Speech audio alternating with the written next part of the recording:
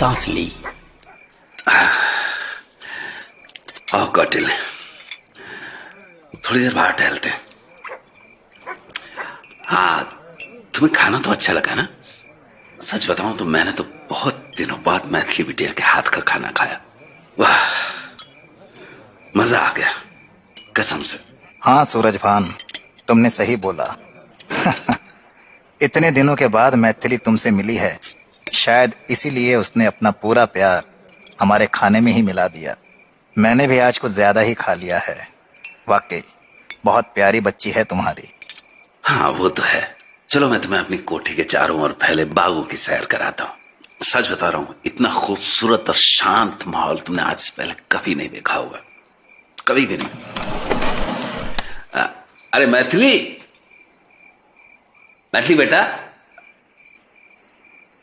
हम बाहर बगीचे में जा रहे हैं, तुम भी वहीं आ जाओ, बातें करेंगे साथ बैठकर। जी बापूजी, आप लोग चलिए, मैं बस अभी आई। अरे संभल के कौटिल भाई, ये गांव के बगीचे हैं, यहां पे तुम्हारे वो विदेशी पक्के साफ सुथरे रास्ते नहीं मिलने वाले। यहां तो वही उबड़ खाबड़ रास्ते मिलेंगे, संकरी पगडंडियों वाले, इसलिए थोड़ा संभल के चलो। पता है सूरजभान, अच्छी तरह से पता है। वो तो अंधेरा इतना ज्यादा है कि मैं कुछ ठीक से देख ही नहीं पाया। वैसे सूरजभान, मुझे तो ये डरावना लग रहा है। दूर दूर तक सिर्फ अंधेरा ही अंधेरा दिख रहा है। आवाजें भी कैसी, हर तरफ बस सन्नाटा पसरा है। अरे भाई, घबराने वाली कोई बात नहीं, तुम बस आगे बढ़ते रहो। देखो कितनी बड़ी कोठी है मेरी। हाँ वो तो दिख रहा है। और वो क्या है आगे, खंडहर जैसा? वो भी हमारी कोठी का हिस्सा है। दरअसल पूरी जमीन जायदाद ये सब हमारे पुरखों की निशानी है। अब जिससे जैसा बन पड़ा रखा उसने वैसे ही। खैर, बल्कि अगर तुम कुछ पहले आए होते यहां इस कोठी में जहां तुम रह रहे हो, तो वो भी तुम्हें खंडहर ही लगती। अभी पिछले साल ही तो, अरे मेरे यूरोप टूर से पहले मैथिली के कहने पे ही मैंने पूरी कोठी की मरम्मत सजावट करवाई थी। ये जो सब तुम देख रहे हो, ये पूरा बाहर का पोर्शन है। करेंगे धीरे धीरे, इसकी भी मरम्मत करवा देंगे, बस थोड़ा वक्त लग रहा है। बापूजी, कहाँ हैं आप लोग? लो, अब तो मैथिली भी आ गई। आओ कौटिल्य, आओ, थोड़ी देर यहीं बैठते यार। मैथिली, हम इधर ही हैं, आ जाओ। हाँ, जी बापूजी। कौटिल्य अंकल, आपने बताया नहीं, ये आपकी गोद में ये कौन सा जानवर है? बहुत ही अजीब सा है। मैंने आज तक कोई भी जानवर ऐसा नहीं देखा। पहली नजर में तो ये मुझे एकदम नेवले जैसा लगा, लेकिन फिर इसकी कदकठी देखकर तो ऐसा लगा मानो कोई बिल्ली हो, कोई बहुत बड़ी बिल्ली। इसका काला रंग, पीठ पर सफेद धारियां जैसे कि कोई गिलहरी, लेकिन फिर पीछे इतनी लंबी पूंछ। आखिर ये है क्या? मैथिली बेटा, तुमने पहली बार में ही सही पहचाना, ये नेवला ही है। इतना डरावना और अजीब? हाँ, क्योंकि ये कोई आम नेवला नहीं है। मैं इसे ब्राजील के जंगलों से लाया हूँ। और आप इसे हमेशा अपने पास रखते हैं, हर जगह जहाँ भी आप जाते हैं? अब तो इसकी आदत हो गई है। इकलौता यही मेरा परिवार है, और इससे क्या डरना। बल्कि इसके कारण तो मैं अपने आप को सेफ महसूस करता हूँ। और तुम्हें पता है मैथिली बेटा, इसके पास एक अनोखी शक्ति भी है। अच्छा, वो क्या? कोई भी चीज अगर इसने एक बार सूंघ ली, तो फिर तुम उसे पाताल में भी कहीं छुपा दो, ये उसे वहां से भी ढूंढ निकालेगा। क्या सच में अंकल? फिर तो ये वाकई में बहुत इंटरेस्टिंग है। और इसके साथ आप भी। किसी दिन मैं भी आपके साथ इस नेवले की कलाकारी जरूर देखूंगी। जब तुम चाहो मैथिली बेटा। वैसे बापूजी, आप अंकल से कैसे और कब मिले? पहले तो कभी कौटिल्य अंकल को आपके साथ नहीं देखा, ना ही इनके बारे में कभी कुछ सुना। अरे देखोगी कैसे, मुझे खुद कौटिल्य से मिले 3 महीने हुए अभी। मेरी इस यूरोप यात्रा के दौरान ही एक देर रात में बस ऐसे ही पास में अपने होटल की ओर लौट रहा था पैदल, तो मुझे सड़क के किनारे बेहोश पड़ा दिखाई दिया। पता नहीं क्यों इसको देख के एक अजीब सी बेचैनी सी, कुछ समझ रही हो ना, एक अजीब लगाव सा महसूस हुआ। बड़ी मुश्किल से इसको होश में लाया मैं। और बस उस दिन के बाद हम दोनों दोस्त बन गए। मेरे पूरे यूरोप टूर में कौटिल्य भाई की तरह, एक करीबी की तरह इसने मेरा ध्यान रखा। तो पता, बड़ी जानकारी है इसको यूरोप की, अमेरिका की और ये मिडिल ईस्ट वगैरह, ये सब इसने छाने हुए हैं। बस ये है कि इसकी वजह से मेरा पूरा सफर बड़ा मजेदार रहा। हाँ, मैं समझ सकती हूँ। ओ, अब मैं समझा सूरज भान। इसीलिए तुमने मुझे मेरे घर वापस नहीं जाने दिया और यहाँ इंडिया में अपने घर चलने की जिद की। अरे नहीं भाई, तुम मुझे ऐसा गलत मत समझो। मैं सच में चाहता हूं यार कि तुम हमारे साथ में रहो, मतलब मेरे घर परिवार के बीच। क्यों, तुम यहाँ के अच्छा नहीं लगा क्या? तुमने तो दिल पर ही ले लिया। मैं तो मजाक कर रहा था। अच्छा, बहुत अच्छा लग रहा है यहाँ आकर। इतना सुकून और शांति, और क्या चाहिए? ये क्या है बापूजी? इतनी रोशनी, ये कहाँ से आ रही है? मेरी आंखें चंधी आ रही हैं। ये सब क्या हो रहा है? मुझे कुछ नहीं पता। ये रोशनी, ये तो वहाँ उस कुएं से बापूजी। हाँ, उस सूखे हुए कुएं से ही ये रोशनी निकल रही है। पर कैसे? पहले तो कभी ऐसा कुछ नहीं देखा। बहुत तेज आवाज थी। मेरे तो कानों में झंझनाहट होने लगी। मैथिली, तुम ठीक तो ना? हाँ बापूजी। वो देखो, कुएं से आने वाली रोशनी कम हो रही है और वो आवाजें भी अब नहीं सुनाई दे रही। लेकिन सूरज भान, ये सब क्या तमाशा था? पता नहीं, मुझे खुद समझ में नहीं आ रहा। ये सब हो क्या रहा है? लेकिन वहां पर आखिर है क्या? मैथिली ने भी किसी कुएं का जिक्र किया और तुमने भी। हाँ, वहां पे कुआं तो है, लेकिन वो बहुत सालों से सूखा पड़ा है और हम में से शायद ही कभी कोई उस कुएं के पास गया होगा। पर हाँ, मुझे याद है मेरे पिताजी बताया करते थे कि कभी इस कुएं से अंगारे निकला करते थे और जब भी कुछ ऐसा होता था उसके बाद हमारे परिवार में मौत का सिलसिला शुरू हो जाता था। अगर उनकी बात सही है तो इसका मतलब है कि अब ये सच है क्या बापूजी? इसका मतलब अब हमारे घर में भी पता नहीं बेटा, पता नहीं कितना सच है और कितनी अफवाह। मेरी तो पूरी जिंदगी इस घर में बीत गई, लेकिन आज तक ऐसा कुछ मैंने अपनी आंखों से नहीं देखा। और अभी जो कुछ भी हुआ है वही देख के तो मैं भी डर गया हूँ। आओ सूरज भान, फिर चलकर देखते हैं ऐसा क्या है उस कुएं में। नहीं, रहने तो उसको, कोई जरूरत नहीं है। तुम अपने ही घर में डर रहे हो? कोई राज छुपा रखा है क्या? राज? कैसा राज? ऐसा कुछ भी नहीं है, लेकिन फिर भी अगर तुम जिद कर रहे हो तो चल के देख ही लेते हैं। अरे मैथिली बेटा, जरा टॉर्च से देना। अब ठीक है। और ये तुम्हारा नेवला, ये यहाँ भी तुम्हारे पीछे पीछे आएगा? हाँ वो तो कभी मुझे अकेले नहीं छोड़ता। यही है वो कुआं। जरा ठीक से रोशनी दिखाना, अंदर बहुत अंधेरा है। देखो यार, मैं अभी भी कह रहा हूं, रहने देते हैं। क्या करोगे उसको देख के? कुछ दिख रहा है। ये तो मुझे वॉमिटिंग। अरे संभालो अपने आप को कौटिल्य। ऐसा भी क्या देख लिया तुमने इस कुएं में? हटो, मैं भी देखता हूं।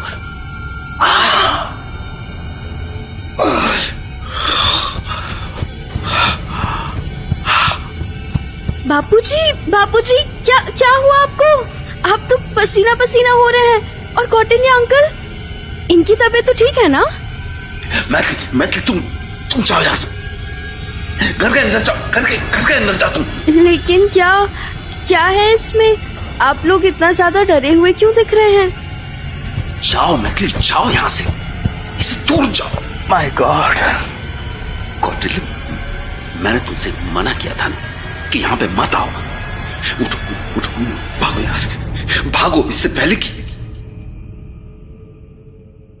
सूरजभान सिंह की कोठी में उनके साथ उनके दोस्त कौटिल्या की आज पहली रात बहुत ही रहस्यमयी सी बीत रही थी। कोठी की दीवारों का हिलना, जानवरों का शोर और उस सूखे कुएं से चिंगारी का उठना जैसी सभी घटनाओं ने जहां एक ओर पूरे परिवार को डरा रखा था, वहीं दूसरी ओर सूरजभान इन सब बातों को नजरअंदाज करके सब कुछ नॉर्मल दिखाने की कोशिश कर रहे थे। लेकिन कौटिल्या वो इन सब से अलग हर बात का तार अपनी ही तरह से जोड़ने में लगा हुआ था। उसकी समझ उसे इस कोठी में किसी न किसी माया जाल या तांत्रिक क्रियाओं के ताने बाने का एहसास करा रही थी। तुम्हें क्या लगता है कौटिल्य, हमें पुलिस को बुला लेना चाहिए या नहीं? पुलिस? हाँ शायद, या फिर नहीं। पुलिस क्या करेगी? लेकिन सूरजभान, ये बहुत ही अजीब सा नजारा था। क्या सच में तुम पहले कभी भी उस कुएं के पास नहीं गए? गया हूं, लेकिन कभी इतने ध्यान से नहीं देखा, और रात में तो कभी नहीं। और फिर थोड़ी देर पहले वो आग, मैं और अभी ये कुएं के अंदर से ये सड़ी हुई क्या है ये सब?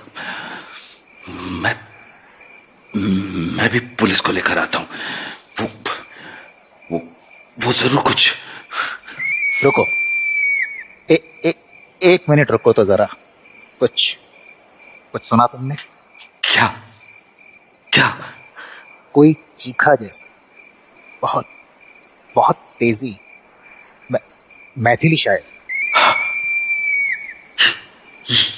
ये तो मैथिली की आवाज है, लेकिन वो तो कोठी के अंदर थी। बापूजी वो वहां। क्या हुआ मैथिली? तुम इतनी डरी हुई क्यों? सब ठीक तो है ना? बापूजी वो वहाँ कोठी के अंदर से अजीब अजीब आवाजें सुनाई दे रही हैं, और अंदर से सब दीवारें इतनी जोर से कांप रही हैं कि जैसे पूरी कोठी अब हमारे ऊपर गिर पड़ेगी। क्या? किसकी आवाज है? मुझे भी बताओ। जैसे कि बहुत से जानवर, हाथी, घोड़े, कुत्ते, उल्लू, सबके सब एक साथ बहुत जोर जोर से रो रहे हो, और धीरे धीरे उनका रोना इतनी तेज से बढ़ता जा रहा है कि मुझे लग रहा है उस आवाज की वजह से मेरा सर फट जाएगा। क्या? इतना शोर? लेकिन हमें बाहर तो ऐसी कोई भी आवाज नहीं सुनाई दे रही है, और सिर्फ जानवर या फिर उनके साथ इंसानों की भी आवाज आ रही है। पता नहीं अंकल, सब कुछ अचानक से एक साथ ही शुरू हो गया, और मैं इतनी ज्यादा डर गई कि सीधा भाग के यहाँ बाहर आप लोगों के पास आ गई। मुझे और कुछ भी याद नहीं आ रहा। कोई बात नहीं बेटा, तुम यहीं रुको। आओ सूरजभान, चल के देखते हैं क्या हो रहा है तुम्हारी कोठी के अंदर।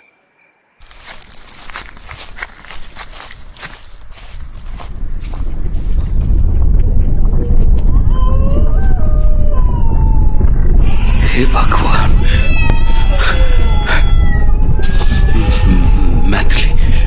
मैथिली एकदम सही बोल रही है। ये शोर बर्दाश्त से बाहर हो रहा है। रूह को भी कंपा देने वाली आवाज तो जैसे कोई कानों में पिघला हुआ लोहा डाल रहा है। और ये दीवारों का कंपन, अगर ये बंद नहीं हुआ तो देखो, अगर ये बंद नहीं हुआ तो मेरी ये कोठी तो सचमुच सूखे पत्ते की तरह बिखर जाएगी। कौटिल्य, कुछ तो बोलो। तुम ऐसे चुप क्यों हो गए? क्या बोलूं? सब किसी प्रेत आत्मा का खेल लग रहा है। पहले वहां कुएं में और फिर अब तुम्हारी इस कोठी के अंदर। हो ना हो, जरूर ये किसी। तुम ये क्या बोल रहे हो? मैं इतने सालों से रह रहा हूं यहाँ पे, आज तक ऐसा कुछ नहीं देखा मैंने। ये जरूर कोई भ्रम है कोई। ये तुम ये कैसे कह सकते हो कि ये कोई प्रेत आत्मा है? कौटिल्य, तुम्हें क्या हो रहा है? तुम्हारी आंखें क्यों लाल हो रही है? कौटिल्य ना, नहीं, कुछ भी तो नहीं। मैं तो बस ये कह रहा था कि एक मिनट, तुम यहीं पे रुको, मैं भी जाकर पुलिस को बुला कर लाता हूँ। नहीं बापूजी, आप अभी कहीं मत जाइए। मुझे बहुत डर लग रहा है। सूरजभान, तुम्हें कुछ तालियों की आवाज भी सुनाई दे रही है क्या फिर कोई बच्चा? हाँ, जैसे कोई बच्चा खेल रहा हो। उधर से आ रही है, उधर दरवाजे के पीछे से। मैं अभी देख कर आता हूँ। कौटिल्य अंकल, प्लीज रुक जाइए। आप उधर मत जाइए। वहाँ पर तो सिर्फ। क्या ऐसा क्या है वहां पर? कुछ खास नहीं, बस सब कुछ शांत हो रहा है। आवाजों का शोर भी बहुत धीमा हो गया है। और ये दीवारें, अब तो इन्होंने भी हिलना बंद कर दिया है। मैथिली बेटा, अब डरने की कोई जरूरत नहीं। मैं भी पुलिस स्टेशन होके आता हूं। पर बापूजी, अभी तो बहुत। तुम परेशान मत हो मैथिली, मैं बस अभी गया और अभी आया। कौटिल्य, तुम जरा मैथिली का ध्यान रखना। हाँ जरूर, लेकिन क्या तुम्हें सच में लगता है कि इसमें पुलिस तुम्हारी कोई भी मदद कर पाएगी? क्योंकि ये सब तो। देखता हूं। मैथिली, अब तुम भी जाके सो जाओ। कुछ नहीं हुआ है, कुछ नहीं, सब ठीक है। Everything is normal. लेकिन बापूजी, नींद किसी को कैसे आएगी? कहीं अगर फिर से ये सब दोबारा शुरू हो गया तो?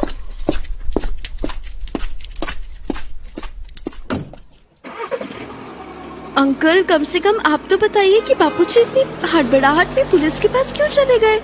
वो भी इतनी रात में, सुबह का भी इंतजार नहीं किया। मैथिली, तुम फालतू में परेशान हो रही हो। चिंता मत करो। कैसे ना करूं? बात तो परेशान होने वाली ही है ना। सिर्फ मैं ही नहीं, आप खुद को भी देखिए। आपका चेहरा खुद कितनी बेचैन है। क्या आपको सचमुच लगता है कि ये जो कुछ भी हो रहा है कोई भूत या फिर आत्मा? मैंने आप लोगों की बाहर बातें सुन ली थी। प्लीज आप तो मुझे सच सच बताइए अंकल। अरे नहीं, ऐसा कुछ भी नहीं है। फिर से ये बच्चे की आवाज, ये तालियां। कौन है वहां पर मैथिली? कोई तो नहीं। आप कुछ लेंगे, चाय या फिर? क्या? हाँ, नहीं, कुछ भी नहीं, रहने दो। बहुत रात हो रही है, अब तुम भी सो जाओ। मुझे नींद नहीं आएगी। पहले बापूजी वापस आ जाए, फिर सोने की कोशिश करूंगी। हाँ, मैं एक कोशिश करूं क्या? कैसी कोशिश? आप कहना क्या चाह रहे हैं? तुम्हें सुलाने की। क्यों? मेरा मतलब कैसे? तुम्हें हिप्नोटाइज करके। क्या? हिप्नोटाइज? मतलब क्या आपको हिप्नोटाइज करना आता है? आप तो मेरे लिए रहस्यमय होते जा रहे हैं। सबसे पहले तो आपका ये नेवला, और अब आपका। ये तो सिर्फ एक कला है। जैसे हर इंसान की किसी ना किसी खास चीज में दिलचस्पी होती है, बस वैसे ही मुझे भी अलग अलग तरह की तांत्रिक और दूसरी कलाओं को जानने और सीखने का शौक है। मैं तो न जाने कितने सालों से सिर्फ एक देश से दूसरे देश घूम रहा हूँ, सिर्फ इन खंडरों और प्रेत आत्माओं के पीछे। व्हाट? तो क्या आपने इनको कभी असल में भी देखा है?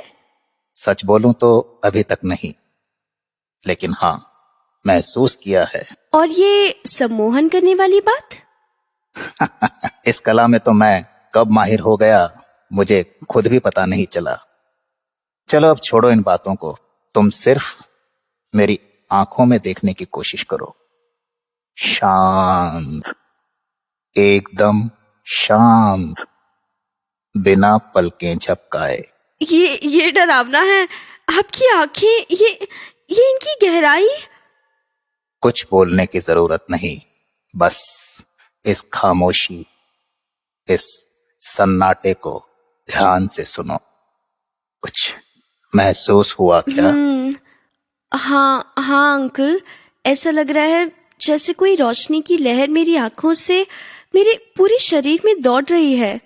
मेरा दिमाग ये कहीं शून्य की ओर जा रहा है। मैं समझ नहीं पा रही हूँ। मेरी पलकें भारी हो रही हैं। मुझे नींद, बहुत नींद आ रही है। ठीक है, अब तुम लेट जाओ। तुम्हारा शरीर सो चुका है। बस अब अपनी आंखें बंद करो और गहरी नींद लो, आराम से। हाँ, बहुत गहरी नींद। आप क्या बोल रहे हैं? कुछ भी समझ नहीं आ रहा है। मैं दूर जा रही हूँ, बहुत दूर। कहाँ? और कुछ भी दिख रहा है क्या तुमको? बस अंधेरा, हर तरफ अंधेरा ही अंधेरा।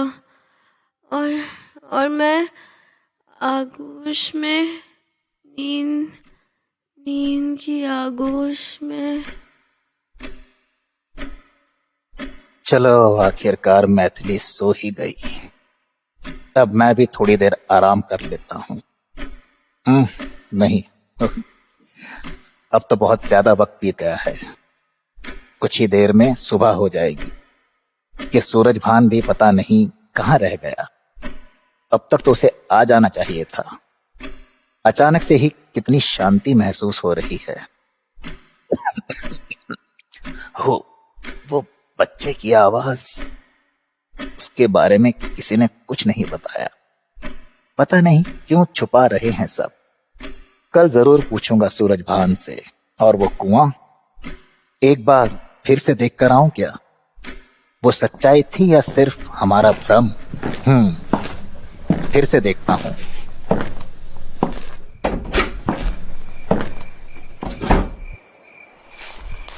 ये रात का अंधेरा और सन्नाटे की आवाजें हैं।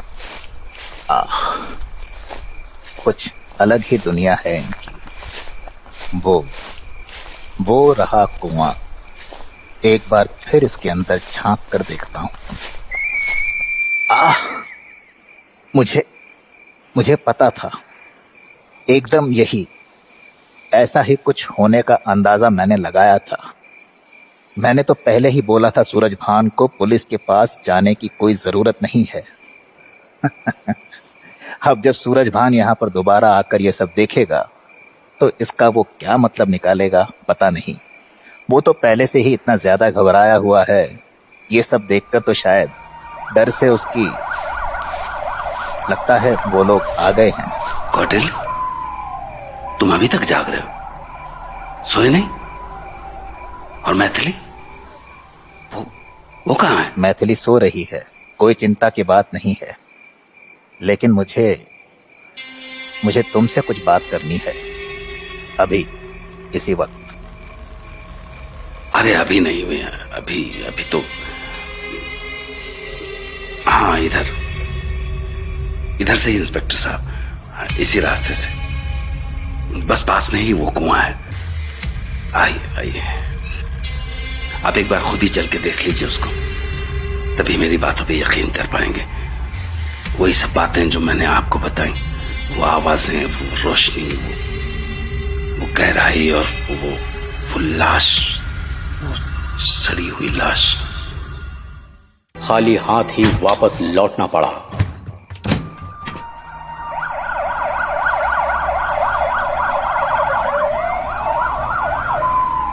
क्या क्या कहा पुलिस ने सूरजभान?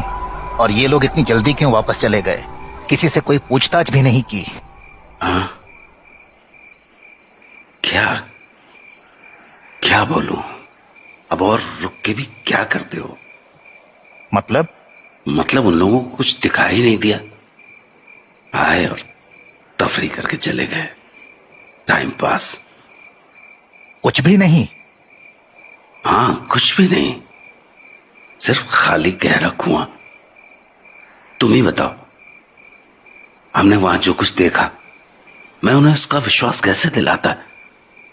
कहीं वो हमारा भ्रम तो नहीं था? लेकिन फिर भी वो रोशनी, दीवारों का हिलना और हाँ वो एक साथ इतनी डरावनी आवाजों का आना, तुमने तो सब कुछ देखा सुना था ना? ये सब भ्रम कैसे हो सकता है? हाँ ठीक है, मैं मान सकता हूं कि मेरे सुनने समझने में कुछ गलती हो गई, लेकिन फिर भी तुम सब लोगों ने तो वही देखा ना? कुछ भी समझ में नहीं आ रहा है यार। मैं कैसे समझाता हूं उन पुलिस वालों को? उनको तो हर बात का सबूत चाहिए होता है ना? कहां से लाता सबूत? इसका मतलब उन लोगों दिखा ना, एक लाश दिखी मुझे, लेकिन वो पहले वाली नहीं, बल्कि एक मर्द की लाश। क्या क्या कह रहे हो तुम? मतलब, और वहां तो एक औरत की लाश थी ना? हाँ, जब हमने पहले देखा था तो वो औरत ही थी, पर इस बार किसी आदमी की लाश थी वहां पर। इसका मतलब कि तुम सब लोग सही कह रहे हो, ये सब कुछ नॉर्मल नहीं है। यहाँ पे जरूर कोई, हे भगवान, कैसे छुटकारा पाऊं मैं इन सब आफत से? मेरी बेटी, भगवान मेरी बेटी को बचाओ, बचा लो मेरी बेटी को। तुम इतना घबराओ नहीं, इसका भी कोई ना कोई रास्ता जरूर। आदित्य, हाँ मेरा बच्चा, कैसे हो तुम? खेली खेली हो रही है? हाँ, खेली खेली हो रही है? भैया भैया आ गए, भैया आ गए। हाँ, मैं आ गया तुमसे मिलने। लेकिन यार आदित्य, ये तो बताओ कि तुम इतनी सुबह सुबह यहां क्या कर रहे हो? हा? मैं ना मैथिली से लॉयन की स्टोरी सुन रहा हूँ। अरे वाह, वेरी गुड। पर लायन कहाँ है? हाँ, कहाँ है लायन?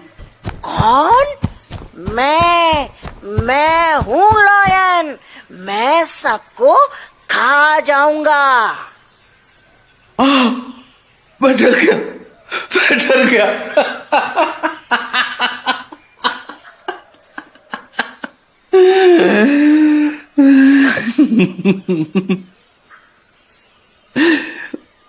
पर आदित्य, तुम्हें पता आज मेरे साथ ये अंकल भी आए तुमसे मिलने?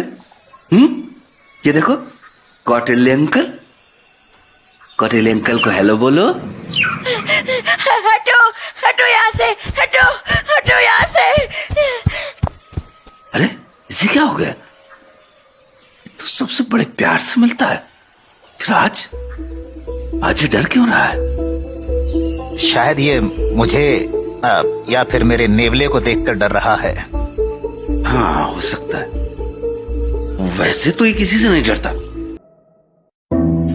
कोठी में होने वाली अजीबोगरीब घटनाओं का सिलसिला, जो अभी कुछ दिन पहले सिर्फ डरावनी आवाजों और अंगारों की बारिश से शुरू हुआ था, वो हर बदलते हुए दिन के साथ किसी न किसी नए हादसों को अंजाम देने लगा था। और इसका सबसे पहला शिकार हो रहे थे बेजुबान जानवर, रोज ही कोठी के अंदर किसी एक जानवर की लाश मिल रही थी। क्यों और कैसे किसी को कुछ पता नहीं था और इसी वजह से वहां के लगभग सभी नौकरों ने कोठी छोड़कर चले जाने का मन बना लिया था, क्योंकि उन सबको यही लग रहा था कि अब अगला नंबर इंसानों का आने वाला है और सबको अपनी जिंदगी प्यारी थी। लेकिन इन सब के बीच सिर्फ एक इंसान कौटिल्या ही ऐसा था जिसे किसी का डर नहीं था, बल्कि वो तो जैसे हर बिखरे हुए पन्ने को समेटकर पढ़ने की कोशिश कर रहा था। सूरजभान, इतने महीनों में आज पहली बार तुम्हें इस तरह से रोते हुए देख रहा हूँ। बहुत बहुत प्यार करते हो तुम आदित्य से। हाँ कौटिल्य, सौतेला भाई, लेकिन फिर भी अब क्या बताऊं तुम्हें। आदित्य की माँ और मेरी माँ दोनों सगी बहनें थीं। और कब तक आप लोग ऐसे यहाँ बैठे बातें करते रहेंगे?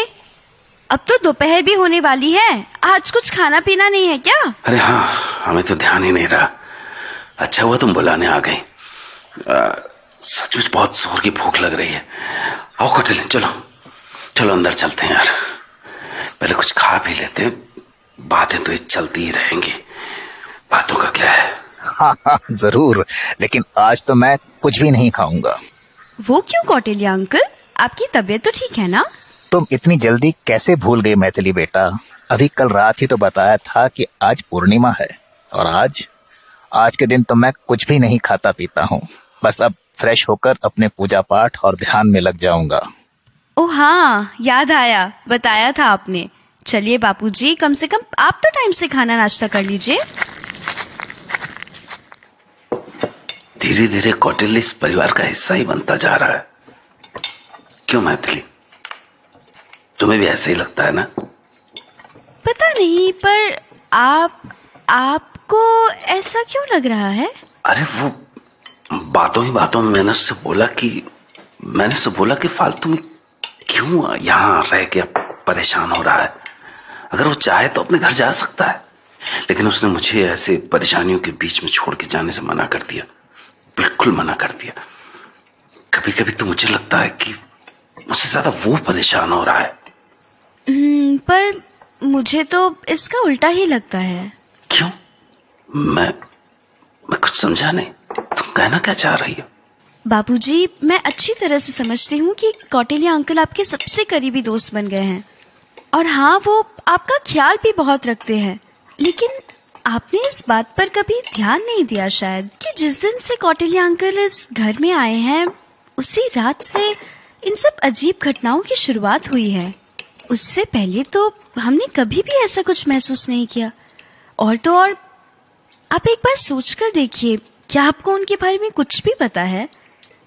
जैसा कि उनका घर कहाँ है, वो इतने सालों से क्या करते आए हैं, उनके परिवार में कौन कौन है, ऐसा कुछ भी आप जानते हैं क्या? हाँ, मैंने मतलब नहीं, कुछ भी नहीं जानता मैं। और वो बात जो मुझे सबसे ज्यादा परेशान करती है वो है अंकल की शौक। उनका सबसे ज्यादा इंटरेस्ट तो भूत प्रेतात्माओं को समझने और उनसे जुड़े तांत्रिक चीजों में है। आप एक बार उनकी आंखों में झांक करके तो देखिए, ऐसा महसूस होता है कि उनकी आंखें किसी जिंदा इंसान को भी पत्थर बना सकती है। और उनका वो नेवला, भला कौन अपने पालतू जानवर को इस तरह से 24 घंटे अपने कंधों पर बिठाए घूमता है? तुम्हारी बातें सुन के मैं भी सोचने के लिए मजबूर हो गया हूँ। क्या मतलब, क्या सचमुच जो कुछ दिनों से रोज इस कोठी में किसी न किसी जानवर की लाश मिल रही है, क्या इसके पीछे भी हो सकता है? जानवर को मार देना कोई बड़ी बात तो नहीं है। और ये जो जानवरों का शोर होता है, मतलब एक अकेला कौटिल्य वो एक साथ इतने जानवरों की आवाजें कैसे निकाल सकता है? न ही बिना कुएं के पास जाए उसमें आग लगा सकता है। हाँ, आपकी ये बात तो एकदम सही है और मेरे पास इसका कोई सटीक जवाब भी नहीं है, क्योंकि जब भी ऐसा कुछ होता है तो कौटिल्या अंकल हम लोगों के साथ ही होते हैं। लेकिन मैंने आपको बताया था ना कि कैसे उस रात अंकल ने मुझे हिप्नोटाइज करके गहरी नींद में सुला दिया था। क्या पता ऐसी ही कोई और ताकत जिससे वो हम सबको। किसी पे भी विश्वास करना मुश्किल है, पर अब बस और नहीं, मैं और नहीं सोचना चाहता। बकवा, हमारी मदद करो। बापूजी, आप परेशान मत होइए, जाके थोड़ी देर आराम कर लीजिए। अरे, ये अचानक से मौसम कैसे बदल रहा है? लगता है तेज बारिश होने वाली है। मैं भी अब अपने कमरे में ही जाती हूँ। हाँ, मैं भी थोड़ा आराम करूंगा।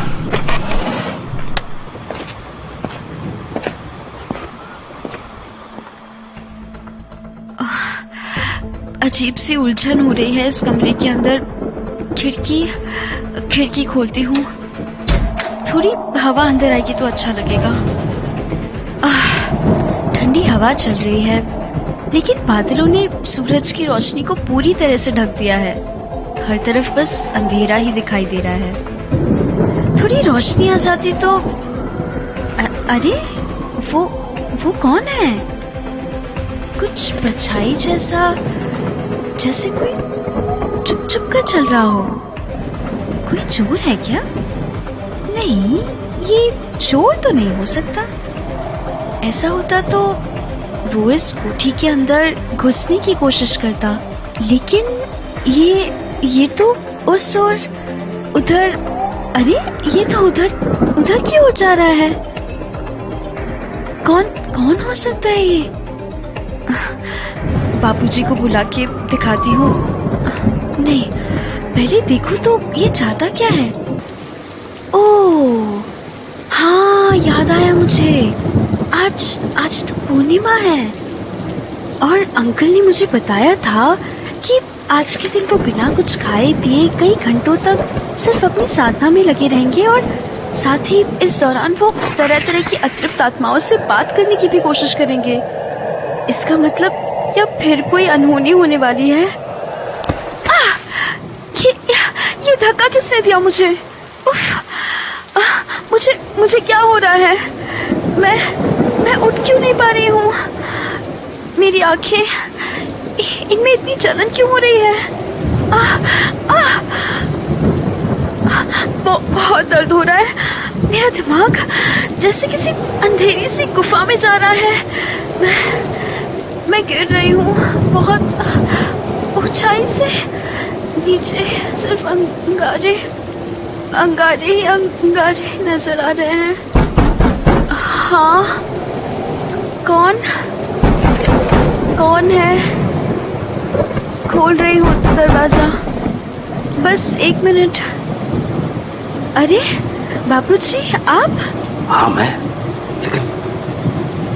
लेकिन तुम क्या कर रही थी? मैं कितनी देर से दरवाजा नॉक कर रहा हूँ। वो मैं पता नहीं, शायद मैं बेहोश हो गई थी।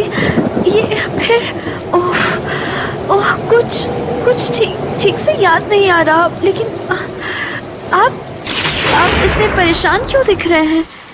और ये इतना शोर कैसा है? कौन चिल्ला रहा है? फिर से कुछ हुआ क्या? हाँ, वो आदित्य। चाचा जी, क्या हुआ उनको? वो फिर से वहीं कुएं के पास पड़ा मिला। दो नौकर और कौटिल्य से उठा के अंदर ला रहे हैं। तुम भी जाओ जल्दी से, बात करो उससे। देखो, पता करो क्यों गया वो वहां। हाँ, मैं अभी पहुंचती हूँ। आपने डॉक्टर को तो बुलाया ना? आदित्य चाचा, आप ठीक तो है ना? क्यों गए थे आप उस कुएं के पास? मैंने आपको मना किया था ना कि वहां नहीं जाना है। फिर क्यों? आप भूल गए थे क्या? तितली, रंगों वाली तितली, बहुत ढेर सारी। मैं तो उनको पकड़ रहा था। अकेले? नहीं, मैं तो कूटू। बताना नहीं है, सीक्रेट है। नहीं तो मैं हार जाऊंगा। क्या? कौन? आप किसके बारे में बता रहे हैं? ये किसका नाम है? अरे मैथिली बेटा, तुम कुछ ज्यादा ही परेशान हो रही हो। बच्चा है, गलती से उधर चला गया होगा। शुक्र मनाओ कि सब कुछ ठीक है, नहीं तो। और आप भी तो। मैं तो अपनी पूजा में लगा हुआ था जब ये सब सुनाई दिया। लेकिन लगता है तुम मेरे बारे में कुछ कहना चाहती हो। क्यों? नहीं, मैं तो बस मेरे सर में बहुत दर्द हो रहा है। बेटा, तुम भी जाकर आराम कर लो, कहीं ये दर्द और ना बढ़ जाए। मैं कुछ टैबलेट दे दूं? नहीं। आदित्य भी सो गया है अब तो। आओ कौटिल्य, थोड़ी देर यहीं बाहर टहलते हैं। बहुत शांत दिख रहे हो, कुछ बोलना नहीं है क्या? ऐसी कौन सी उधेड़ बुन में लगे हुए हो? मुझे भी तो बताओ जरा। नहीं सूरजभान, ऐसा तो कुछ भी नहीं।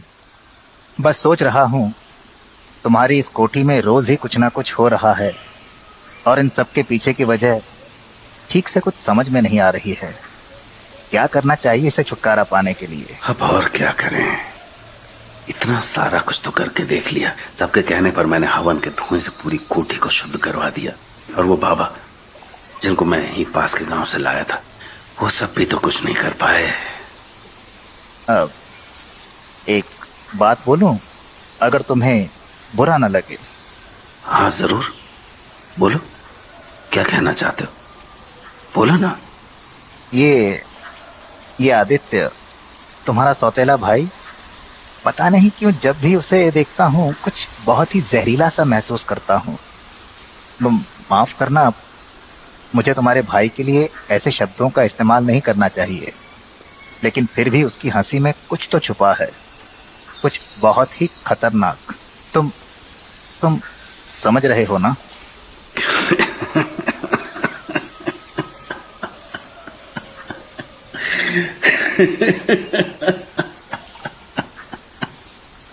तुम भी ना तुम भी क्या बात कर बैठते हो। अरे वो शरीर और उम्र से जरूर बड़ा लगता है, पर उसका दिमाग और उसकी समझ वो छोटे बच्चे के बराबर है। शायद तुमने ध्यान नहीं दिया, इस कोठी में होने वाली हर रोज अजीब गरीब घटना ने जिसने हमें डरा दिया था, वो आग और वो आवाजें, आदित्य को तो वो सब खिलौनों जैसी लगी। और आजकल पता है, वो देर रात तक इंतजार करता रहता है कि कब फिर से वो चिंगारियां निकलेंगी और वो ताली बजा बजा के उनको देखेगा, बिल्कुल जैसे बच्चे दिवाली की आतिशबाजी का मजा लेते हैं। लेकिन फिर वो मुझे देखकर हमेशा डर क्यों जाता है, जैसे कि मैंने उसकी कोई चोरी पकड़ ली हो? तुम्हें नहीं, तुम्हारे उस नेवले को देख के डरा होगा वो। और फिर इसमें सोचने वाली क्या बात है, तुम्हारा नेवला है इतना डरावना। उस आदित्य की जगह कोई और भी बच्चा होता ना, तो वो भी ऐसे ही डर के भाग जाता। अरे वो तुम्हारा नेवला, उसको कहाँ छोड़ा है? बहुत देर से दिख नहीं रहा है। ओ हाँ, उसे तो मैंने अभी अपने कमरे में ही छोड़ रखा है। क्यों भला? उसके बिना तो तुम अधूरे से लगते हो। हाँ ये तो है, लेकिन जब हम लोग आदित्य को उठा के कोठी के अंदर ला रहे थे, तभी डॉक्टर भी आ गए थे आदित्य को देखने के लिए। बस इसी वजह से मैं उसे कमरे में रख आया। क्या पता वो डॉक्टर भी डर जाता तो फिर उसका इलाज कौन करता? हटो हटो यहाँ से, मेरे पास मत आना। ये तो आदित्य चिल्ला रहा है। अब क्या हो गया फिर से इसको? आदित्य का कुएं के पास बेहोश मिलना और फिर कौटिल्य का आदित्य के ऊपर ही शक करना, ये सब बातें सूरजभान सिंह को और ज्यादा बेचैन कर रही थी। फिर भी ठाकुर सूरजभान अपनी बेचैनी को छुपाते हुए बड़े हौसले के साथ आने वाली मुसीबतों का सामना कर रहे थे। और इन सब में जबकि किसी के ऊपर विश्वास करना मुश्किल हो रहा था, सिर्फ यही एक नाम मैथिली की आंखों में उम्मीद की चमक ले आया। मैथिली बेटा, अगर हो सके तो कोशिश करो कि आदित्य कौटिल्य या उसके नेवले से जरा दूर ही रहे। जितनी बार भी उनके सामने पड़ता है बुरी तरह से डर जाता है। तुम्हें तो देखा ही है ना, कल वो कैसे डर के बेहोश हो गया था। अरे यार, उसकी दिमागी हालत तो वैसे ही ठीक नहीं है, और ऐसे ही बार बार होता रहा तो कहीं थोड़ा ज्यादा ध्यान रखना पड़ेगा उसका। हाँ बापूजी, आप बिल्कुल सही कह रहे हैं। आदित्य चाचा उनको देखकर ऐसे डरते हैं जैसे कोई भूत देख लिया हो उन्होंने। और कल तो मुझे लगा था कि वो हमें कुछ बताना भी चाह रहे हैं, लेकिन फिर उन्होंने अचानक बात बदल दी और हम लोग कुछ भी नहीं समझ पाए। आज मौका मिला तो फिर से पूछूंगी। नहीं बेटा मैथिली, रहने दो, उसको और परेशान मत करो। अगर ऐसे में कोई भरोसे वाला इंसान, अभिमन्यु। क्या कुछ कहा तुमने? हाँ, अभिमन्यु। आपको अभिमन्यु जी याद है क्या? नहीं, किसके बारे में बात कर रही हो तुम? कौन है? आप उन्हें कैसे भूल सकते हैं? याद करिए, जब आदित्य चाचा कुएं में गिरे थे और पुलिस ने पूरा शक आपके ऊपर ही किया था। उस समय सिर्फ अभिमन्यु जी की सपोर्ट की वजह से ही तो आप जेल जाने से बच पाए थे। अरे हाँ, याद आया। वो तो मेरे लिए फरिश्ता बन के आया था। उसी की बदौलत तो आज मैं तुम लोगों के बीच में हूं। लेकिन उसका ख्याल तुम्हारे दिमाग में अचानक कैसे आ गया? जहां तक मुझे याद है उसका तो प्रमोशन हो गया था और फिर कुछ ही दिनों बाद वो यहां से चला भी गया था ना। शायद किसी दूसरे शहर में पोस्टिंग हो गई थी। हाँ, आया तो था तुमसे मिलने जाते वक्त। हाँ, वही बापूजी। मुझे लगता है कि हमें एक बार उनको ये सब बातें बतानी चाहिए। क्या पता वो इस बार भी हमारी कुछ मदद कर सके। वो इसमें हमारी क्या मदद कर पाएगा? और फिर क्या उसके पास इतना वक्त हो गया यहां हमारे पास आने के लिए? मुझे तो नहीं लगता। एक बार पूछ कर देख लेते हैं अगर। हाँ जरूर, अगर तुम चाहती हो तो। पर कैसे? मेरे पास तो उसका कोई अता पता नंबर भी नहीं है। मेरे पास है। मैं उनसे बात करूं क्या? हाँ ठीक है, तुम ही करके देख लो। ठीक है, फिर मैं अभी बात करके आपको बताती हूँ।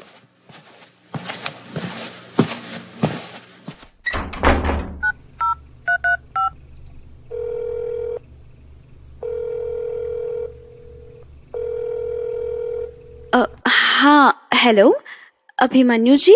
मैथिली, राइट? आपने मुझे पहचान लिया? अरे हाँ, तुम्हारा नंबर तुम्ही ने तो सेव किया था ना मेरे फोन में। और बताओ, कैसी हो तुम? घर में सब लोग कैसे हैं? Specially Thakur uncle. और कितने कितने तुम कभी भी मुझे परेशान कर सकती हो। और सच बताऊं, मैं इतना ज्यादा भी काम नहीं करता, तो any time you can call me. Abhimanyu ji, कुछ बताना था आपको। हाँ बोलो, क्या बात? तुम इतनी परेशान क्यों लग रही हो? क्या आप कुछ दिनों के लिए यहाँ हमारे घर आ सकते हैं? घर? पर क्यों? ऐसी क्या जरूरत पड़ गई? सब कुछ ठीक तो है ना? नहीं, कुछ भी ठीक नहीं है। हम लोग। वन सेक, पांडे, ये फाइल ले जाओ यहाँ से। अब बोलो। हाँ, अच्छा, रियली? पर कैसे? और हाँ, ओ, तो ये बात। तुम परेशान मत हो, मैं कल सुबह पहुंचता हूं वहां पर। लकीली मैंने आज ही ऑफिस से कुछ दिनों की छुट्टी ली है।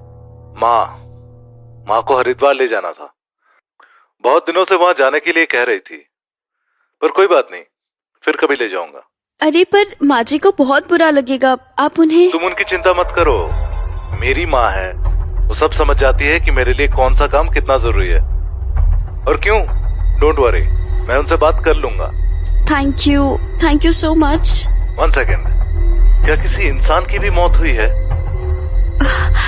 अभी तक तो नहीं, पर क्या आपको लगता है कि?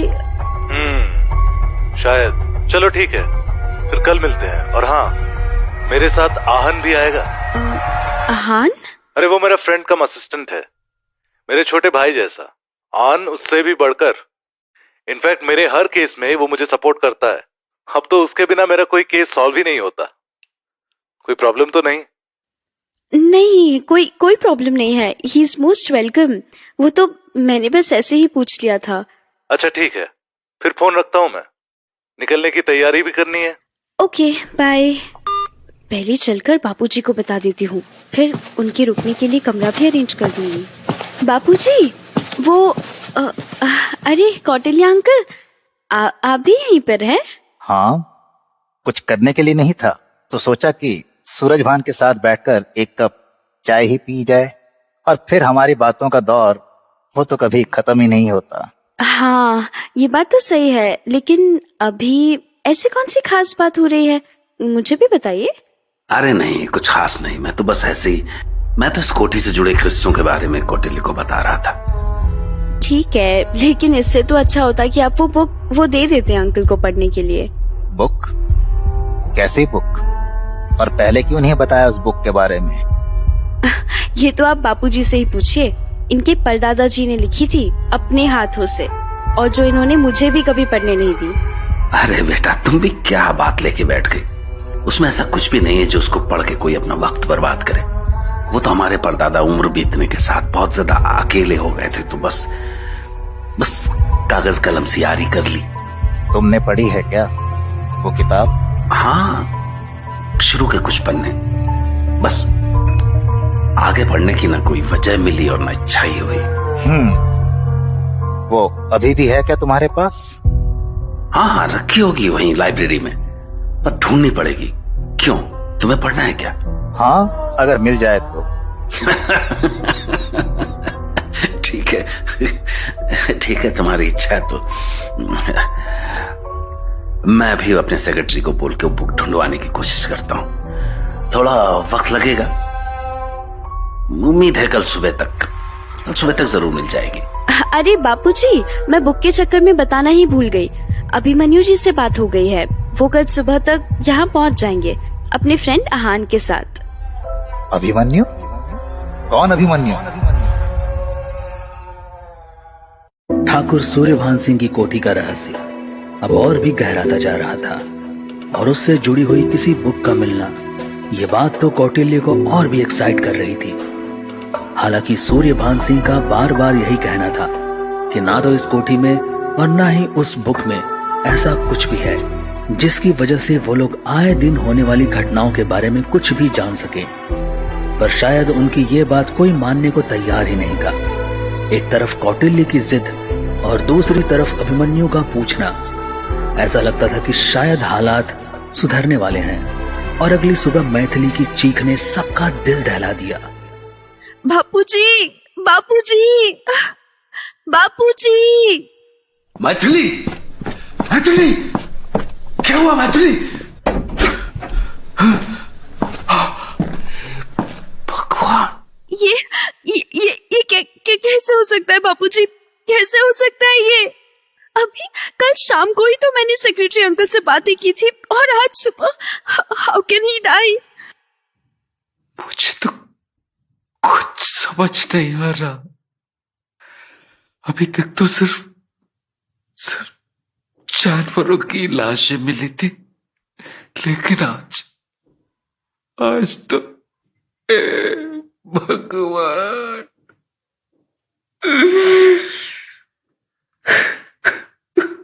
सब मेरी गलती है। मुझे इसको इतनी रात में बुक ढूंढने के लिए भेजना ही नहीं चाहिए था। न वो वहां जाता और न उसके साथ। संभालिए बापूजी अपने आप को, इसमें आपकी कोई गलती नहीं है। वो तो मार डाला।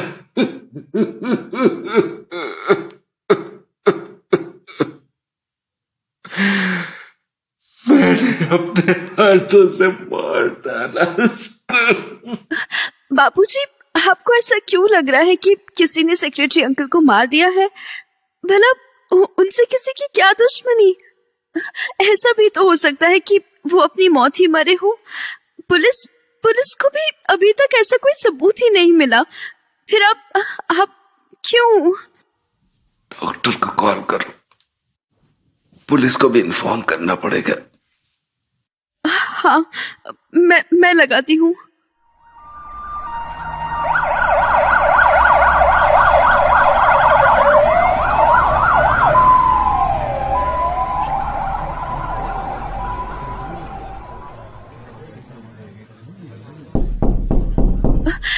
कोई आया है?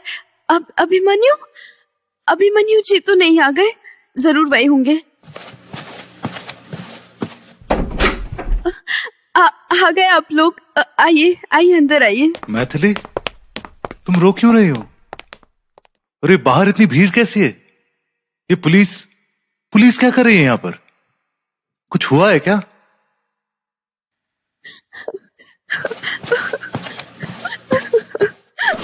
अरे संभालो अपने आप को, और प्लीज पहले ये रोना बंद करो और मुझे बताओ क्या हो रहा है ये सब? वो सेक्रेटरी अंकल की लाश। क्या? कहां? कैसे? उधर लाइब्रेरी में। आइए मैं आपको दिखाती हूँ।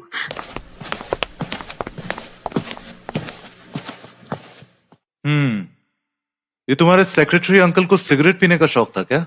हाँ, वो तो हमेशा उनकी पॉकेट में ही रहती है।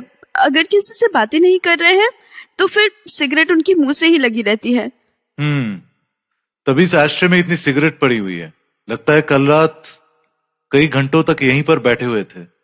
डेली आते थे क्या यहाँ पर? अरे नहीं, उनको तो लाइब्रेरी में आना पसंद ही नहीं था। वो तो कल बापूजी के कहने पर, हाँ, एक बापूजी ने बुक लेने के लिए भेजा था उनको यहाँ पर। किसी को क्या पता था कि नहीं तो हमेशा बापूजी ही यहाँ पर आते थे बुक्स पढ़ने के लिए। लेकिन पिछले कुछ दिनों से वो खुद ही इतना परेशान और डरे हुए हैं कि यहाँ पर आना ही छूट गया है। और ये टोपी और पानी की ग्लास? अब ये तो बापूजी की है, और पानी तो कोई भी पी सकता है। रोज ही नौकर इसको बदलते हैं। इनफैक्ट बापूजी को हर 5 मिनट में पानी चाहिए होता है। बहुत प्यास लगती है उनको। ओके। ठाकुर अंकल बालों में तेल भी लगाते हैं क्या? कौन सा? नहीं तो, उनके तो सर पर एक भी बाल नहीं है। पता नहीं कितने सालों पहले तेल लगाना छोड़ दिया उन्होंने। लेकिन आप इतना क्यों पूछ रहे हैं? कुछ नहीं, बस ऐसे ही। मैथिली, एक फेवर करोगी? हाँ, क्या करना है, बोलिए ना। बस 2 सेकंड्स के लिए तुम इस सेक्रेटरी अंकल के बगल वाली चेयर पर बैठोगी, ये टोपी लगा के। मैं जरा बाहर जाकर इस सामने वाली खिड़की से कुछ देखना चाहता था। यहाँ इस कुर्सी पर? ओके।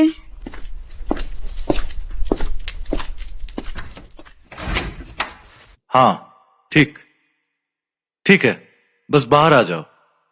और रुकने की जरूरत नहीं है वहां पर। अरे, ये घड़ा लगता है किसी का हाथ लगने से गिर के टूट गया होगा। लेकिन ये यहाँ बाहर क्यों रखा हुआ था? इन बर्ड्स और उस पैरट के लिए। नॉर्मली हम इनके लिए यहीं पर दाना पानी रख देते हैं, तो सारा दिन इनका चहचहाना लगा रहता है। ये तो प्यार के भूखे हैं, जहां अपनापन मिले वहीं रुक गए। मैथिली, जरा अंदर लाइब्रेरी से टेबल के ऊपर रखे जग का पानी तो लाकर देना। तब तक इन टूटे हुए टुकड़ों में वही पानी डाल देता हूँ, कम से कम इनकी प्यास तो बुझेगी। ये कैसी आवाज है? अरे ये तो कौटिल्य अंकल आ रहे हैं अपने उस नेवले के साथ। लेकिन यहाँ पर, और वो भी इस वक्त। इन्हें तो बापूजी के साथ होना चाहिए था। अभिमन्यु जी, मैंने आपको बताया था ना कि कैसे उस दिन कौटिल्य अंकल ने चुप चुप कर उस कुएं के अंदर घुसने की कोशिश की थी, और फिर उसी के कुछ समय बाद हमें आदित्य चाचा वहाँ पर बेहोश पड़े मिले थे। मैंने बापूजी को ये बात बताने की कई बार कोशिश की, लेकिन एक तो कौटिल्य अंकल हमेशा उनके आगे पीछे ही रहते हैं, और दूसरा उनकी आंखें। ऐसा लगता है कि अगर मैंने कुछ भी बोला तो वो मुझे वही जिंदा दफन कर देंगे। अब डरने की कोई बात नहीं है, मैं आ गया हूं ना।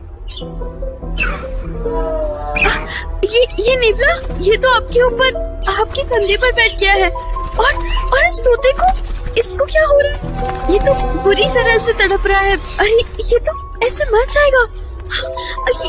मर गया ये तो। लेकिन कैसे? अरे आइए आइए कौटिल्य साहब। आप कौटिल्य साहब ही है ना? आपका ये नेवला बड़ा समझदार है, और अगर मैं सही हूं तो ये ब्राजील के जंगलों में पाया जाता है। शिकाकी बोलते हैं इसे वहां के लोग। वाह, क्या बात है। आप तो बहुत कुछ जानते हैं इसके बारे में। और ये भी कि ब्राजील के लोगों के बीच में इसे किसी देवता से कम का दर्जा नहीं मिला हुआ है। पूजा करते हैं लोग इसकी वहाँ, और फिर इसका एक नमूना तो अभी हम सब ने देख ही लिया है। तो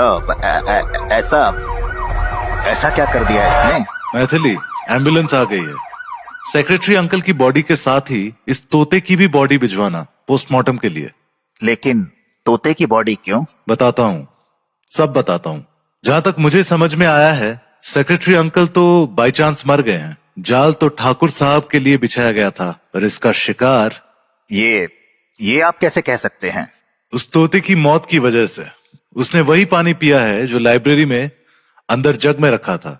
इसी पानी को पीने से ही सेक्रेटरी अंकल की भी मौत हुई है। जरूर इसमें ही कुछ मिला है, शायद जहर। और इसीलिए जैसे ही आपका ये शिकाकी यहां पर पहुंचा तो उछल के मेरे कंधे पर आ बैठा, क्योंकि ये किसी भी तरह की चीज को पहले से ही भांप जाता है। यही तो इसकी सबसे बड़ी खासियत है। और इसका मेरे पास इस तरह से आना ये सबसे बड़ा इशारा था। और फिर उसी समय वो तोता वो भी मर गया ये पानी पी के। लेकिन इसका सूरजभान से क्या लेना देना है? उन्हीं से लेना देना है मिस्टर कौटिल्य, क्योंकि ये जो कोई भी है ठाकुर साहब को ही मारने आया था। और उसे अच्छी तरह से पता था कि ठाकुर साहब रोज लाइब्रेरी में आते हैं बुक्स पढ़ने के लिए। और क्योंकि उन्हें बार बार पानी पीने की आदत है, इसीलिए उनके पानी में ही जहर मिलाया गया। इतना ही नहीं, वो रात में क्रॉस चेक करने भी आया था। तभी शायद हड़बड़ाहट में ठोकर लगकर ये पानी से भरा घड़ा टूट गया होगा। और सेक्रेटरी अंकल ने टोपी लगा रखी थी, इसीलिए वो ठीक से पहचान नहीं पाए कि इस सीट पर ठाकुर साहब बैठे हैं या सेक्रेटरी। इसका मतलब कि सूरजभान की जान को खतरा है, लेकिन किससे? हाँ, बहुत बड़ा खतरा है, और वो भी शायद सेक्रेटरी की अचानक हुई मौत और उसके बाद से हर समय ठाकुर सूरजभान सिंह की आंखों में दिखने वाला खौफ न चाहते हुए भी कोठी के हर एक इंसान को दूसरे पर शक करने के लिए मजबूर कर रहा था। मैथिली को कौटिल्य पर, कौटिल्य को आदित्य पर, और अभिमन्यु के लिए तो बस उस घर का हर मेंबर शक के दायरे में आ रहा था। लेकिन इसके साथ ही अभिमन्यु और आहान के कोठी में आने से डर और शक के इस माहौल में भी कुछ सुकून दिखने ही लगा था। अभिमन्यु जी, क्या सच में बाबूजी की जान को खतरा है? कोई क्यों उनको मारना चाहेगा? उनकी तो किसी से कोई दुश्मनी भी नहीं है। तुम चिंता मत करो मैथिली, मैं आ गया हूं ना। सब ठीक करके ही जाऊंगा। वैसे ये कोठी काफी बदल गई है ना? पहले तो सिर्फ खंडहर सी ही दिखती थी। हाँ, वो कुछ समय पहले ही बाबूजी ने कोठी का रेनोवेशन करवाया है अपने होने वाले दामाद के लिए। व्हाट? तुम्हारी शादी हो गई क्या? मुझे तो लगा था कि अरे नहीं, मेरा मतलब था कि हो ही जाएगी कुछ समय में। कम से कम बापूजी तो अब यही चाहते हैं। यूरोप टूर पर जाने से पहले ही बोल दिया था कि लौटकर सबसे पहला काम यही करेंगे। लेकिन फिर यहाँ आकर ऐसे परेशानियों में फंसे कि उस बात को तो अभी भूल ही गए हैं। ओह, थैंक गॉड। क्या? कुछ कहा आपने? हाँ, नहीं तो कुछ सुना क्या तुमने? हाँ, शायद नहीं, कुछ भी नहीं। वैसे कोठी का ये पोर्शन सबसे अच्छा है। Open fresh air, direct sunlight, चारों ओर ग्रीनरी। It's soothing. हाँ, सही कहा आपने। ये मेरा भी सबसे फेवरेट प्लेस है, स्पेशली इस गुलमोहर के पेड़ के नीचे। आइए इधर आकर तो देखिए, और बस अब 1 मिनट के लिए अपनी आंखें बंद करके फील करिए इस धूप की छांव को, इस सर्द हवा की गर्माहट को, इस शोर की खामोशी को। और ब्यूटीफुल। तुम क्या खूबसूरत। तुम आई मीन तुम्हारी बातें। और नो डाउट ये गुलमोहर का पेड़ काफी बड़ा और ब्यूटीफुल है।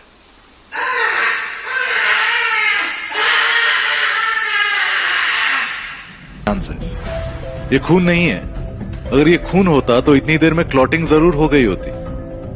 लेकिन ये तो, और हाँ, ये रोशनदान और खिड़की, यहां पर भी छींटे पड़े हुए हैं। इसका मतलब कि किसी ने जानबूझकर रोशनदान से होते हुए नीचे पूरे कमरे में ये बारिश करने की कोशिश की है, शायद हमें डराने के लिए। और ये कॉन्सेप्ट तुमने ब्लड रेन के बारे में सुना है? Blood rain? नहीं तो क्या है ये? ये केरला में हुई थी इन 1957। साइंटिस्ट का यह मानना था कि शायद किसी मिटियोर के गिरने की वजह से हुआ था, जो कि रेड कलर के पार्टिकल से भरा हुआ था। हो ना हो, जिसने भी हमें डराने की कोशिश की है उसने यहीं से कॉन्सेप्ट चुराया होगा। मानना पड़ेगा, इंटेलिजेंट तो है वो। ओह, पर इसने तो हान को भी डरा दिया और मुझे भी। आइए अब नीचे ही चलते हैं, आप लोगों का रूम भी तो साफ करवाना है।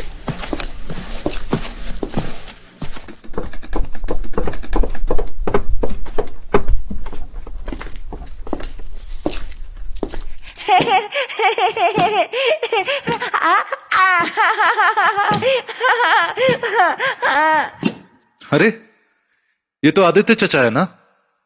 इनकी दिमागी हालत अभी भी वैसी ही है, तब से कोई इम्प्रूवमेंट नहीं हुआ? हाँ, बहुत डॉक्टरों को दिखाया पर कोई फायदा नहीं। चाचा जी से भी मिल लेता हूँ। हेलो। Hands up. तुमने यहाँ आने की हिम्मत कैसे की? चलो भागो यहाँ से, वरना मैं तुम्हें मार डालूंगा। अरे चाचा जी, ये आप क्या कर रहे हैं? तुम कौन होती हो बीच में बोलने वाली? ये मेले और तोल के बीच की बातें हैं। मैथिली, तुम चुप रहो। चाचा जी सही कह रहे हैं, ये तो हमारे बीच की बात है। क्यों, अब ठीक है ना? लेकिन मैं चोर नहीं हूं, मैं तो आपके लिए कैंडी लाया हूं। ये देखिए। Candy candy. तो अब तो आप मुझे नहीं मारेंगे ना? नहीं, लेकिन और कैंडी। अब बस चाचा जी, और नहीं, वरना सब दांत खराब हो जाएंगे। और प्लीज आप अकेले क्यों बाहर निकले? अंदर जाइए, नहीं तो। ठीक है, मैं अंदर जाके खाऊंगा। ये चाचा जी को ऐसे क्यों अंदर भेज दिया? कोई खास वजह? हाँ, कौटिल्य अंकल और उनका नेवला, उनको देखते ही चाचा जी की बुरी हालत हो जाती है। पिछली बार तो बेहोश ही हो गए थे। बस इसीलिए प्रिकॉशनरी उनको कुछ दिनों से कमरे के अंदर ही रख रहे हैं। अच्छा, मुझे एक बात और जाननी थी। कौन सी बात? उस किताब के बारे में। उस बुक में ऐसा क्या लिखा हुआ था कि सेक्रेटरी अंकल उतनी रात में भी उसको ढूंढने के लिए गए, जबकि तुमने ही मुझे बताया था कि उनको बुक्स और लाइब्रेरी दोनों में ही कोई इंटरेस्ट नहीं था। हाँ, अब ये तो पता नहीं, बाबूजी ने वो किताब मुझे कभी पढ़ने ही नहीं दी और ना ही खुद पूरी पढ़ी। पर जरूर उसमें कुछ ना कुछ तो ऐसा है जिसकी वजह से। अच्छा, वो किताब नहीं मिली ना दोबारा? नहीं, बाबूजी और मैंने, हम दोनों ने बहुत ढूंढने की कोशिश की, लेकिन वो वहाँ पर है ही नहीं। इसका मतलब कोई उसे अपने साथ ले गया। मुझे तो लगता है तुम्हारी इस कोठी में कोई खजाना गड़ा हुआ है, तभी तो ये सब हो रहा है। और उस बुक में खजाने का नक्शा, क्यों, तुम्हें भी यही लगता है क्या? आप कुछ भी बोलते हैं। अगर ऐसा होता तो बापूजी को तो जरूर पता होता। हो सकता है उन्होंने कभी इस बात पर ध्यान ही नहीं दिया हो। हाँ, हो सकता है, पर मुझे इसके बारे में कुछ भी नहीं पता है। अरे, तुम तो परेशान हो गई। मैं तो बस मजाक कर रहा था। तुम बस हंसती रहा करो, अच्छी लगती हो। इतनी ज्यादा टेंशन लोगी तो चेहरे पर रिंकल्स आ जाएंगे और अभी से बुढ़ी लगोगी। इसीलिए हाँ, दौड़ कर पूरा चक्कर लगाना पड़ा। अब ठीक हूं मैं।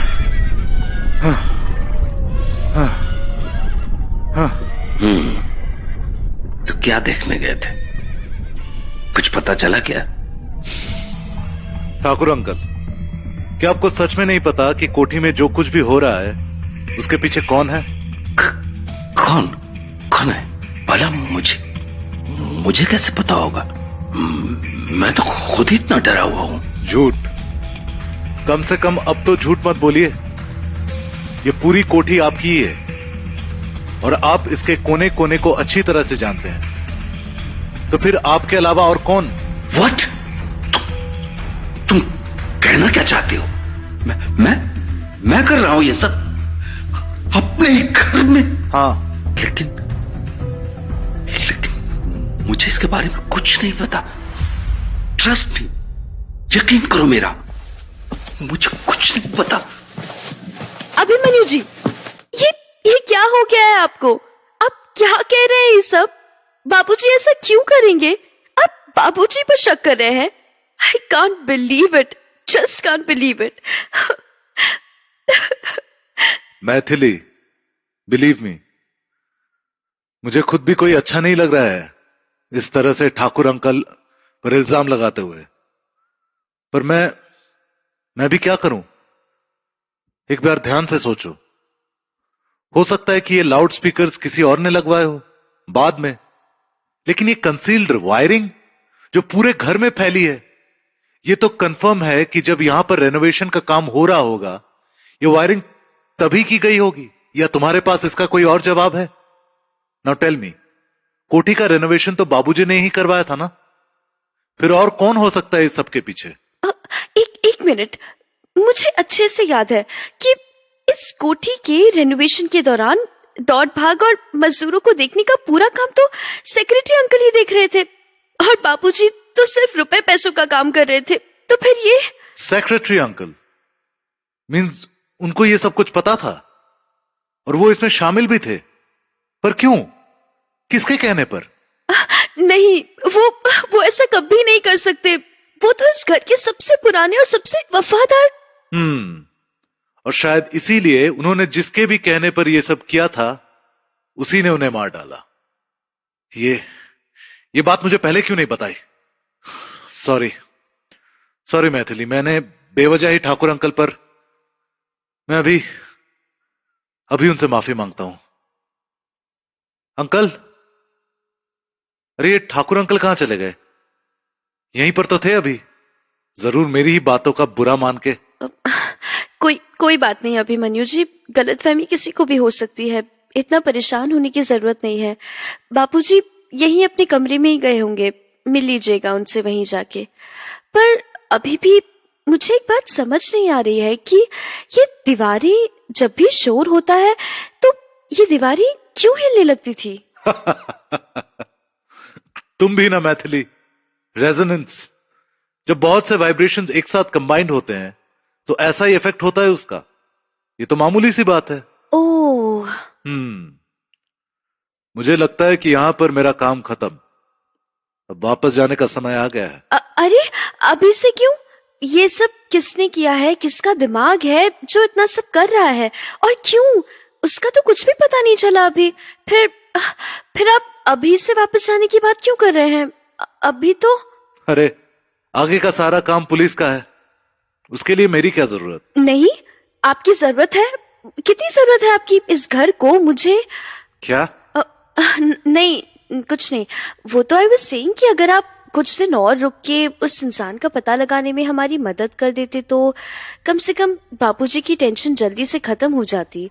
बहुत परेशान है वो अंदर से, और उन्हें पुलिस पर भरोसा भी नहीं है। सिर्फ आप मैथिली, आई अंडरस्टैंड। ठीक है, अगर तुम कहती हो तो। वैसे तुमने बात बदल दी, कुछ और कहने जा रही थी तुम, और फिर बीच में बाबूजी को ला दिया। बोलते बोलते रुक जाती हो, अपनी बात तो पूरी कर लिया करो। नहीं, ऐसा कुछ भी नहीं है। जो बोलना है वो बोल ही देती हूँ। लेकिन आप ऐसा क्या सुनना चाहते हैं?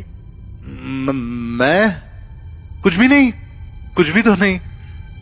चलो अब बहुत देर हो गई है भाई, मैं तो चला सोने, तुम्हें भी सोना चाहिए। बापूजी को तो बता दूं। आइए भैया।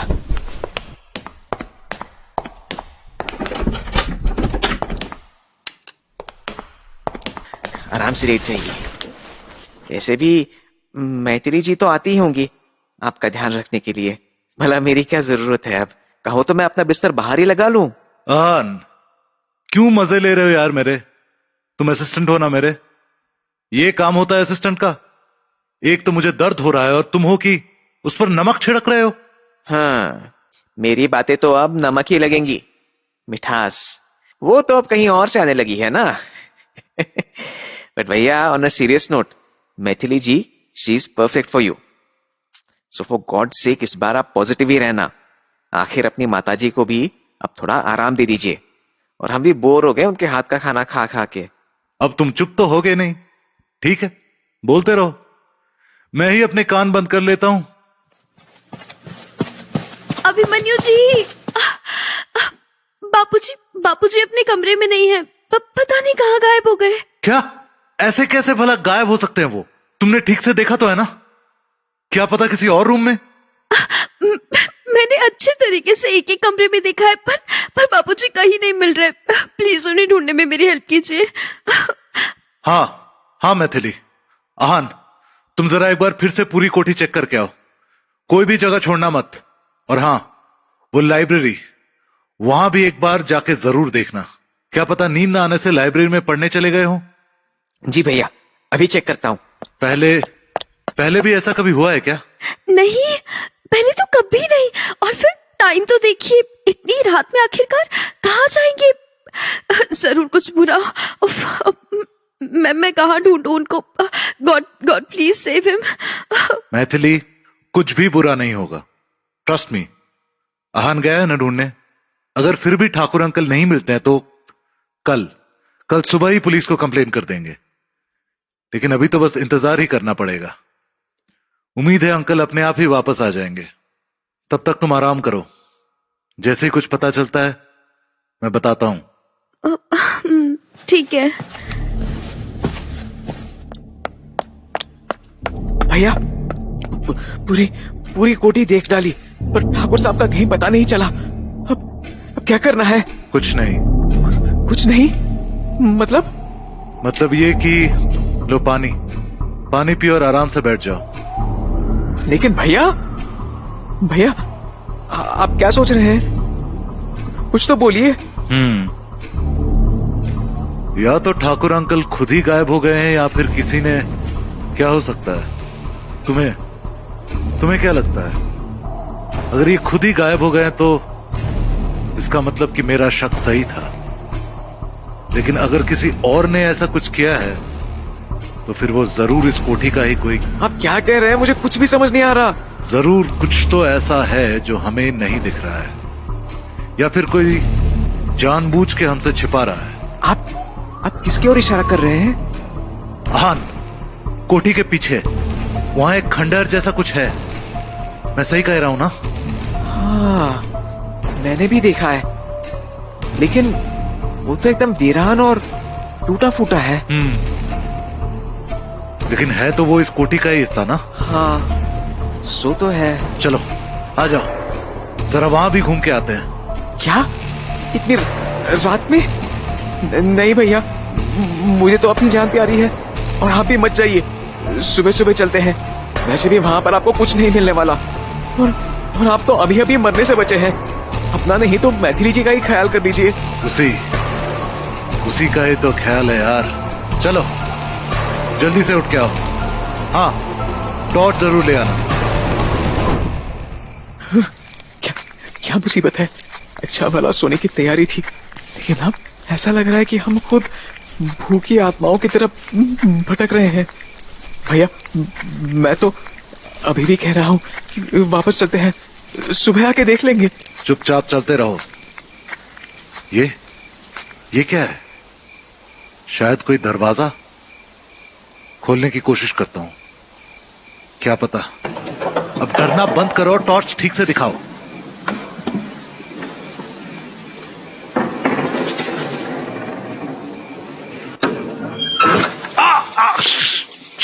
हट।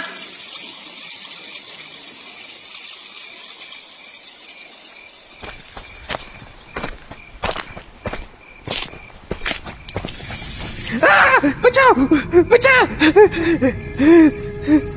क्या हुआ? संभाल के। साहब, बस अब और नहीं। मैं तो वापस जा रहा हूँ, मुझे जिंदा रहना है, प्लीज। अरे बस दो मिनट और, फिर मैं भी चलता हूँ। बहुत बदबू है यहां पर तो। चलो बाहर निकलते। हे, ये क्या है? टॉर्च बंद करना। कुछ लाइट सी दिख रही है। भैया भागो यहाँ से। ये खोपड़ियां, ये तो तांडव कर रही है। कहीं हमारी भी हालत ऐसी ना हो जाए। आहान प्लीज 1 मिनट के लिए शांत हो जाओ, मुझे समझने तो दो। आखिर ये है क्या चीज? संभाल के। ये क्या हुआ? ये तो जैसे कुछ। आओ बाहर चल कर देखते हैं।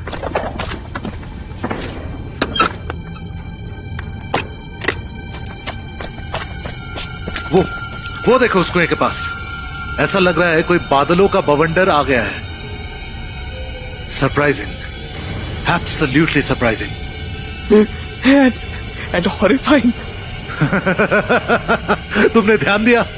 कोठी में सब लोग सो रहे हैं, किसी की भी नींद नहीं खुली। लेकिन ये तो बहुत तेज आवाज थी। It was such a huge blast. सब इतनी गहरी नींद में सो रहे हैं कि गहरी नींद में नहीं आन, डर में सो रहे हैं, सिर्फ एक इंसान को छोड़कर। कौन? और कौन? अपने कौटिल्य साहब। वो देखो, आराम से अपने कमरे में खिड़की पर खड़े हैं। रियली? Oh my God. जहां एक तरफ मैथिली और अभिमन्यु के बीच प्यार का एहसास बढ़ता जा रहा था, वहीं दूसरी तरफ अभिमन्यु पर होने वाला जानलेवा हमला और फिर सूरजभान सिंह का उसी रात अचानक गायब हो जाना, इन दोनों हादसों ने मैथिली के होश उड़ा दिए थे और अब उसका उदास चेहरा अभिमन्यु के लिए बर्दाश्त से बाहर था।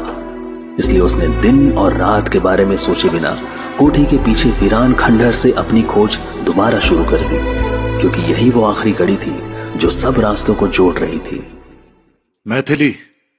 मैथिली का बुझा हुआ चेहरा अब बर्दाश्त के बाहर हो रहा है। कैसे पता लगाऊं कि ठाकुर अंकल किधर चले गए? आहान, यार तुम्हें कुछ समझ में आ रहा है क्या? मेरी समझ तो यही कह रही है कि आपका शक सही था। क्या? यू मीन कि ठाकुर अंकल ही? पर क्यों? तुम्हें ऐसा क्यों लग रहा है? हाँ, अब देखिए भैया, फाइनली कल रात आपने ये पता लगाया कि कोठी में आने वाली आवाजों का रीजन क्या था, और फिर उसके तुरंत बाद ही आपको जान से मारने की कोशिश की गई। हाँ, मानता हूं कि इसका कोई सबूत नहीं है, पर फिर भी शक तो ठाकुर अंकल पर ही जाता है। और आपने उनका चेहरा देखा था, वो आप पर कितना भड़क गए थे, और फिर मैथिली जी के आने के तुरंत बाद ही वो अपने कमरे में चले गए और उसके बाद से अब तक गायब है। मुझे तो लगता है आपके ऊपर होने वाला हमला भी उन्होंने ही। शायद, लेकिन सोचने वाली बात यह है कि अगर ठाकुर अंकल ये सब करा भी रहे हैं तो इसके पीछे उनका मकसद क्या है? आखिर ये पूरी कोठी, जमीन जायदाद सब उनका ही तो है। फिर क्या रीजन हो सकता है सबका? The motive, you know. हाँ, राइट, ये बात तो है। मुझे एक और बात समझ नहीं आ रही है। कौन सी? वो खंडहर, उसका इन सब में क्या लेना देना जो आप इतनी रात में वहां चले गए थे? आखिर ऐसा क्या है वहां पर? वही तो मेन कनेक्शन है। तुमने शायद ध्यान नहीं दिया। कल जिस आदमी ने मुझ पर हमला किया था वो मुझसे बचकर उसी खंडहर की तरफ भागा था। वहां कोई ना कोई रास्ता तो जरूर है, और कल मैं उसको ढूंढ भी लेता अगर वो धमाका ना हुआ होता। But I was scared. वो तो पूरा का पूरा भूतों का डेरा लग रहा था। अच्छा ही हुआ जो कुएं में ब्लास्ट हो गया, वरना आज की सुबह देखने को नसीब ही ना होती। तुम्हें क्या लगता है कुएं में वो ब्लास्ट और वो बादलों का बवंडर अपने आप ही हो गया था? बिल्कुल भी नहीं आहान भाई, वो तो सब ट्रैप था। हमें उस खंडहर में और भैया, ये कौटिल्य साहब तो कुछ ज्यादा ही पहुंचे हुए लगता है। इंसानों से नहीं, आत्माओं से बात करने का शौक है। So weird. हाँ, जो भी हो, पर हमें एक रास्ता तो दिखा ही गए। रास्ता? कैसा रास्ता? अंधेरे गलियारे का। आहान, मुझे इस कुएं के अंदर जाना है। क्या? आप क्यों अपनी जान लेने के पीछे पड़े हुए हैं? लिसन, शाम हो रही है, तुम जरा जाकर एक चक्कर उस कुएं के पास लगाओ। कोई ना कोई तैयारी तो जरूर हो रही होगी। आपके दिमाग में क्या चल रहा है कुछ भी समझ नहीं आ रहा यार। हाँ, पर इतना पता है कि आपने कहा है तो करना ही पड़ेगा, और फिर वहां कुछ ना कुछ मिलेगा भी जरूर। चलो देख के आता हूं इस बार क्या। मन्यु के भीतर खुद की जान बचाने की जितनी चिंता थी, उससे ज्यादा चिंता उसे मैथिली के चेहरे पर मुस्कान देखने की थी, और उसकी इसी चिंता ने उसे कुएं के अंदर जाने के लिए मजबूर कर दिया था। उसे शक था कि शायद उस खंडहर और कुएं के अंदर गलियारों के बीच कोई रास्ता जरूर था, पर फिलहाल हालत ये थी कि जहां एक ओर सूरजभान सिंह का अभी तक कुछ पता नहीं चला था, वहीं दूसरी ओर अभिमन्यु के साथ क्या होने वाला है इसका भी किसी को कोई आइडिया नहीं था। अभिमन्यु भैया, प्लीज एक बार सोच लीजिए, ऐसे अकेले जाने की क्या जरूरत है? हम पुलिस को भी बता सकते हैं ना। आहान, फिर वही बात, तुम्हें हो क्या गया है? क्यों बार बार एक ही बात को रिपीट कर रहे हो? मैंने बोला ना, कुछ भी नहीं होगा, ट्रस्ट मी। आप मेरी बात तो मानेंगे नहीं, तो फिर ठीक है, बताइए मुझे क्या करना है? हाँ, ये हुई ना बात। एक और चीज का ध्यान रखना है तुम्हें। जब तक मैं वापस ना आ जाऊं, तुम इन कौटिल्य साहब पर नजर जरूर रखे रहना। गॉड नोज, ये सिर्फ आत्माओं के चक्कर में कुएं और खंडहर के आसपास घूमते रहते हैं या फिर कोई और माजरा है। और कुछ? मैथिली, उसका ध्यान रखना। वो तो आप अगर ना भी याद दिलाते तो भी मैं रखता। अच्छा, ठीक है। अब और बातें मत बनाओ और चलो मेरे साथ। रात के 12 बज गए हैं और हाँ, नेवला भी लेना है।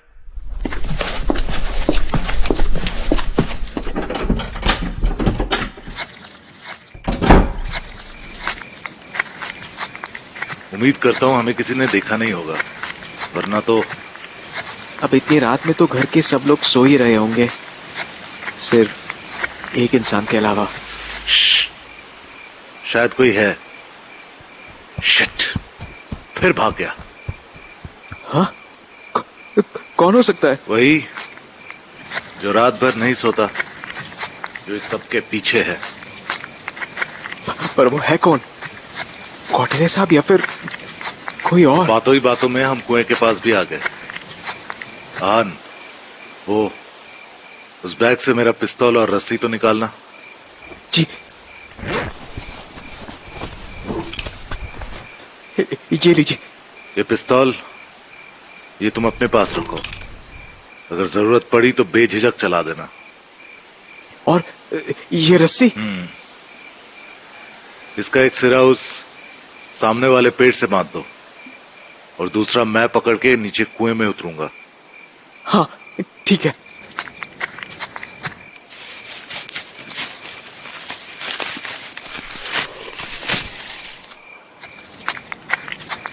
ये लीजिए, मैं यहां बाहर से इसको पकड़े रहूंगा और अगर कुछ गड़बड़ हो तो आप बस आवाज लगा देना। ठीक है, अब मैं अंदर जाता हूं। जरा इस नेवले का पिंजरा तो पकड़ना। ये लीजिए, संभाल के, मैं टॉर्च दिखाता हूं। ये कुछ सीढ़ियों जैसा दिख रहा है। इसी पर पैर रखकर आगे बढ़ता हूं। It's creepy. कितना अंधेरा है। ये झाड़ियां, अच्छा वो जो नाइफ साथ ही रख ली थी, नहीं तो ये कांटेदार झाड़ियां, इन्हीं से आगे और अंधेरा हो रहा है। Shit, snake. बच गया, इनको भी देखना पड़ेगा। साला और कितना गहरा है ये कुआं। हाथ दर्द करने लगा। ये रस्सी कहीं छूट ना जाए। अरे नहीं, बच गया।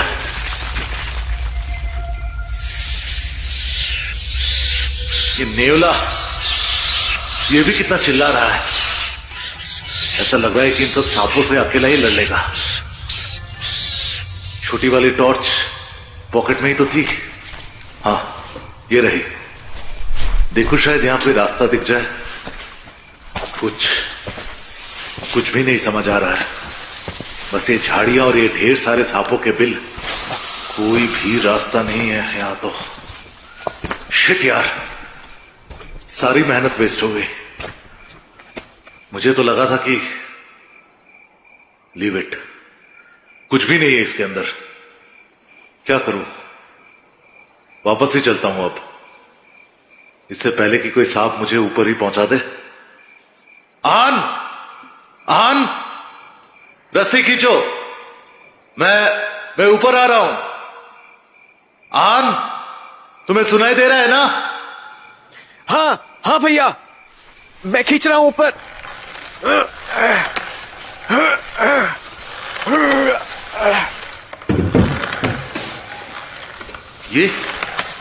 ये कैसी आवाज थी? देखो तो जरा। अरे कोई दरवाजा जैसा कुछ। हाँ, इधर ही था। ये रहा। ओपन हो रहा। Yes, my God.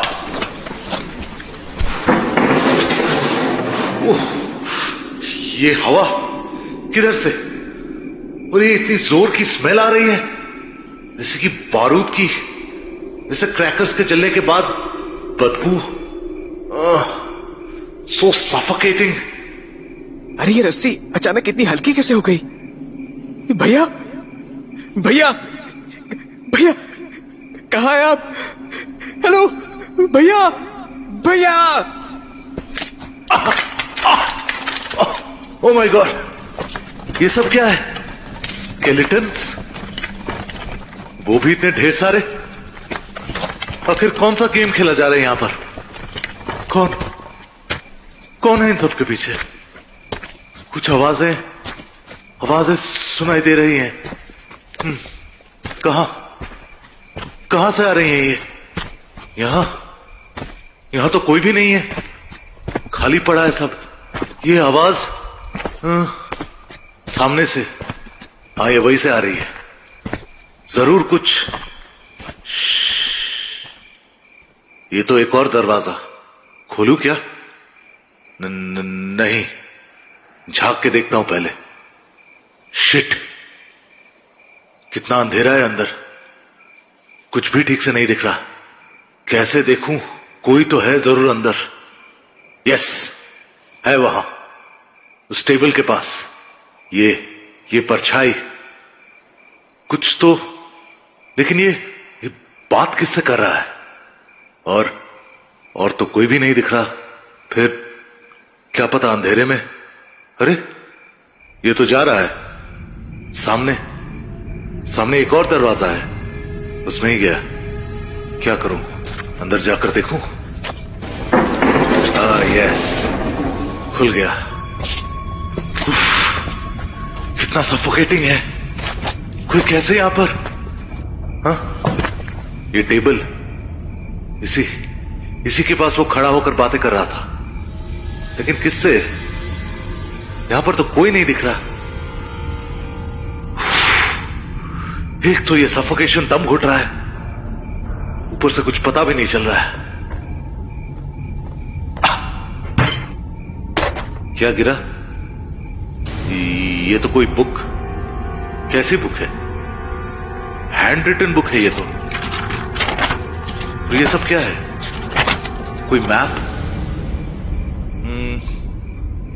अरे ये तो कोटी का नक्शा है। हाँ, कहीं ये वही किताब तो नहीं जो लाइब्रेरी से गायब हुई थी? राइट, ये कंफर्म वही बुक है। और अगर ये यहां पर है तो इसका मतलब इसमें कुछ ना कुछ ऐसा जरूर है जो किसी को नहीं पता। कोई आ रहा है शायद। क्या करूं? कहां छुपूं? वापस लौट जाऊं क्या? लेकिन अब तो वो भी पॉसिबल नहीं है। कुएं से बाहर कैसे निकलूंगा? ये अलमारी, इसके पीछे ही छुप जाता हूं। और ये बुक, इसे अभी यही रख देता हूं, बाद में देखूंगा। अगर अभी उठा ली तो जो आ रहा है उसको शक हो सकता है। साला फालतू में फंस जाऊंगा यार। कौन है? कोई आवाज क्यों नहीं आ रही है?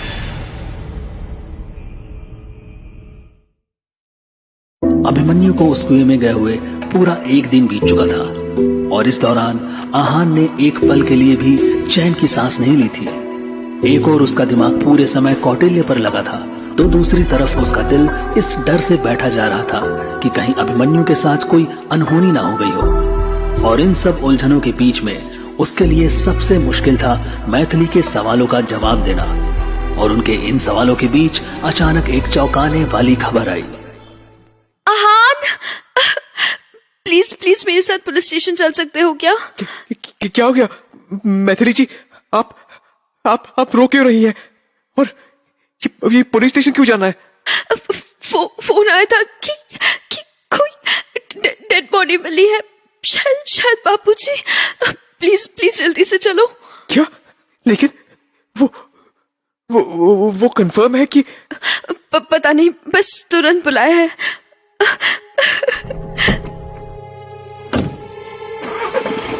प्लीज आप मत रोइए, इट्स जस्ट अ फॉर्मेलिटी। और उन लोगों को भी सिर्फ डाउट ही है, उन्होंने कुछ भी कंफर्म तो नहीं बोला है ना, तो आप क्यों इतना परेशान हो रही हैं? हाँ, लेकिन उन्होंने बताया है कि कद काठी और कपड़ों से तो बापूजी ही लग रहे थे।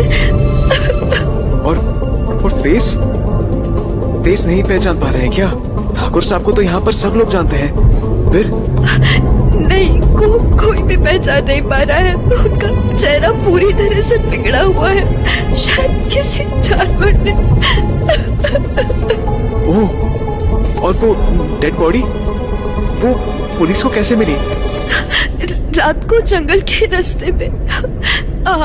मुझे सच में बहुत डर लग रहा है। मेरा तो बापूजी के अलावा कोई भी नहीं है। अगर उनको कुछ हो गया तो? ओके, चल के देखते हैं हम, बट ट्रस्ट मी, सब ठीक होगा। हाँ, वो सामने।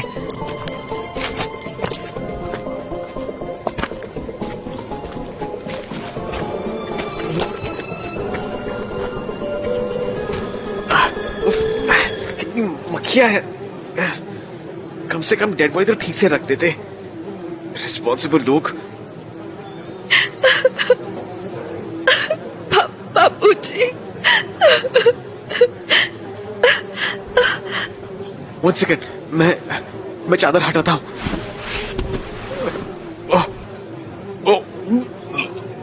मुझे वॉमिट।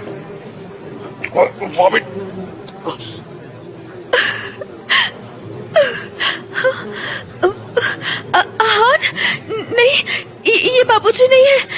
Thank God. आप श्योर है ना? कहीं कोई कंफ्यूजन? एकदम भी नहीं आहान, मैं अच्छी तरह से पहचानती हूँ। ये देखो, लेफ्ट वाले हाथ पर इस पर कोई निशान नहीं है, जबकि बापूजी के हाथ पर एक टैटू बना हुआ था मेरी माँ के नाम का। ओह, चलो ये टेंशन तो कम हो गई। चलिए अब घर चलते हैं।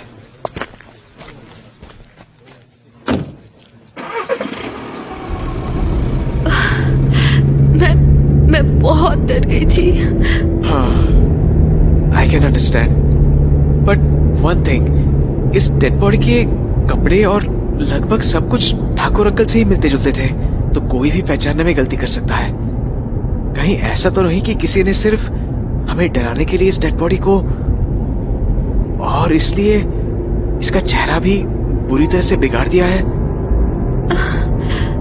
तुम कहना क्या चाह रहे हो? यही कि कोई हमें जानबूझकर परेशान करने की कोशिश कर रहा है, और जरूर ये घर का ही। घर का? तुम्हारा मतलब है कि मैं?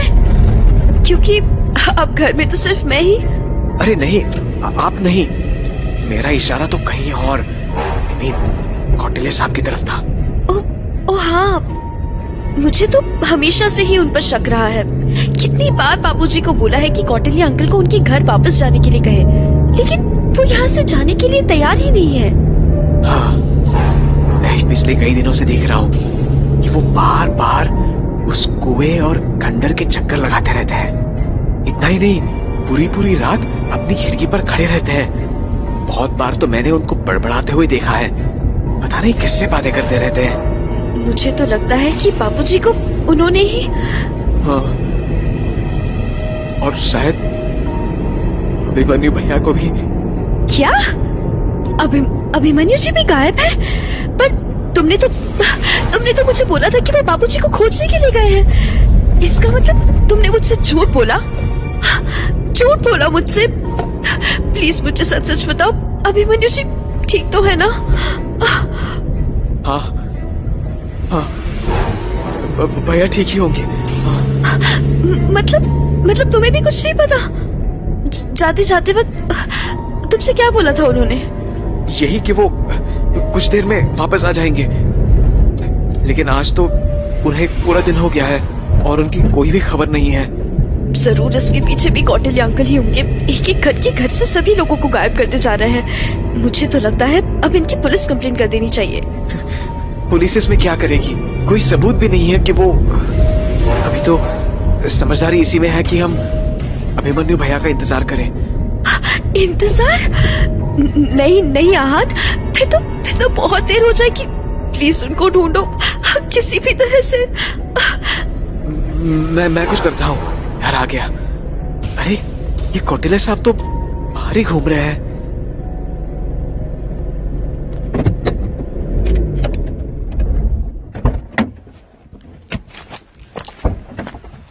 अरे कौटिल्य साहब, अकेले अकेले कहाँ? कब हुआ? कैसे? मुझे तो किसी ने कुछ बताया ही नहीं। अभी मैं सोचूं, आजकल आप अकेले क्यों दिखाई देते हैं? ढूंढने की कोशिश की। मैं कुछ हेल्प करूं? अरे आप क्या हेल्प कर सकते हैं? हाँ, क्या आप जानते हैं कि अभिमन्यु भैया कहाँ पर है? मैं नहीं तो वो तो मैं सिर्फ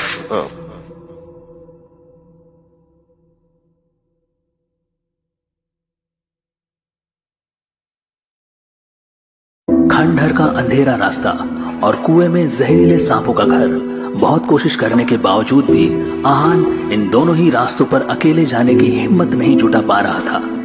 पिछले कुछ घंटों में न जाने कितनी ही बार उसके कदम इन जगहों पर आगे बढ़ चुके थे, पर हर बार कुछ ही दूर पहुंचने पर उसकी सांसें उसका साथ देने से मना कर दे रही थी। हमेशा से ही अभिमन्यु के साथ उसकी हिम्मत और ताकत की वजह रहा था, पर आज उसके अकेलेपन ने उसको किसी तिनके से भी ज्यादा कमजोर बना दिया था। पर उसे अंदाजा था कि वक्त बर्बाद करने का मतलब किसी न किसी अनहोनी का इंतजार करने जैसा था। इसलिए उसने बिना अपनी परवाह किए एक आखिरी बार अपने दिल को मजबूत किया और अपने डर से लड़ता हुआ कुएं की ओर बढ़ने लगा। पर तभी अरे ये कैसी आवाज? जैसे कोई चैंटिंग कर रहा हो। ओह, या कोई पूजा? क्या है ये? 2 मिनट यहीं पर रुककर कंफर्म करता हूँ कि कौन है। कौटिल्य साहब, How can I forget? ये तांत्रिक मंत्र इनके अलावा और कौन कर सकता है? लिटरली ये तो वियर्ड है। और ये करना क्या चाह रहे हैं? मैथिली जी ने सच ही बोला था कि आंखें। सीरियसली ऐसा लग रहा है कि किसी का खून। पर आज मैं इनको नहीं छोड़ूंगा। इन्होंने अभिमन्यु भैया को। पर बस अब और नहीं। आज तो मैं इनसे सब कुछ उगलवा कर ही रहूंगा।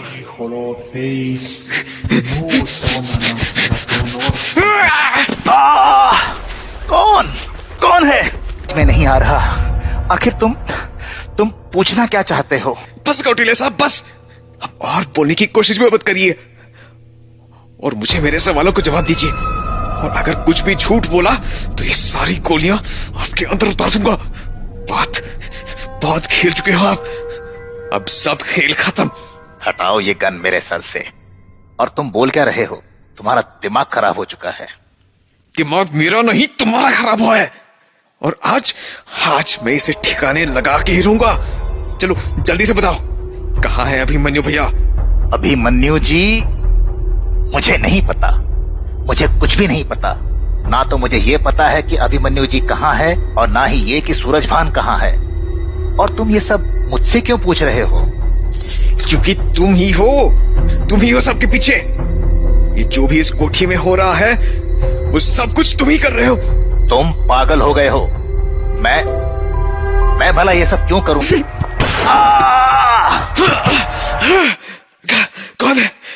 कौन है? किसने धक्का दिया मुझे?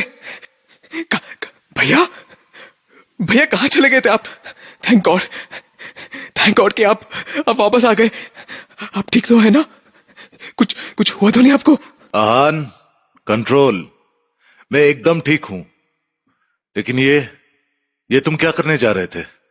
अगर मैं वक्त पर ना आता तो तुमने तो मार ही दिया होता कौटिल्या जी को। तो क्या करता मैं? आप ही को पता है ये सब कुछ इन कौटिल्य साहब का ही किया धरा है। पर बस इनका खेल खत्म हो चुका है। इनको तो मैं... रुक जाओ। इन्होंने कुछ नहीं किया है। पर पहले तुम अपने आप को संभालो। अब तो मैं आ गया हूं ना। रिलैक्स हो जाओ। And Kautilya ji, I am sorry. अरे कोई बात नहीं। पता नहीं क्यों सब लोग मुझ पर ही शक कर रहे हैं। आपके इन तंत्रों मंत्रों की वजह से। क्या मतलब? मतलब कि ये जो आपका तंत्र मंत्र और भूत प्रेत की बातें, ये सबको मजबूर कर रही हैं आपके ऊपर शक करने के लिए। लेकिन मुझे यकीन है कि आपने कुछ नहीं किया। चलो कम से कम आपने तो विश्वास किया। लेकिन आप थे कहां पिछले 24 घंटों से? मैं इस कुएं के अंदर गया था। क्या? लेकिन मैंने आपको पहले ही बताया था तो कुछ पता नहीं चला। हाँ ठीक है। तो फिर आज रात ये किस्सा खत्म ही करते हैं। आओ।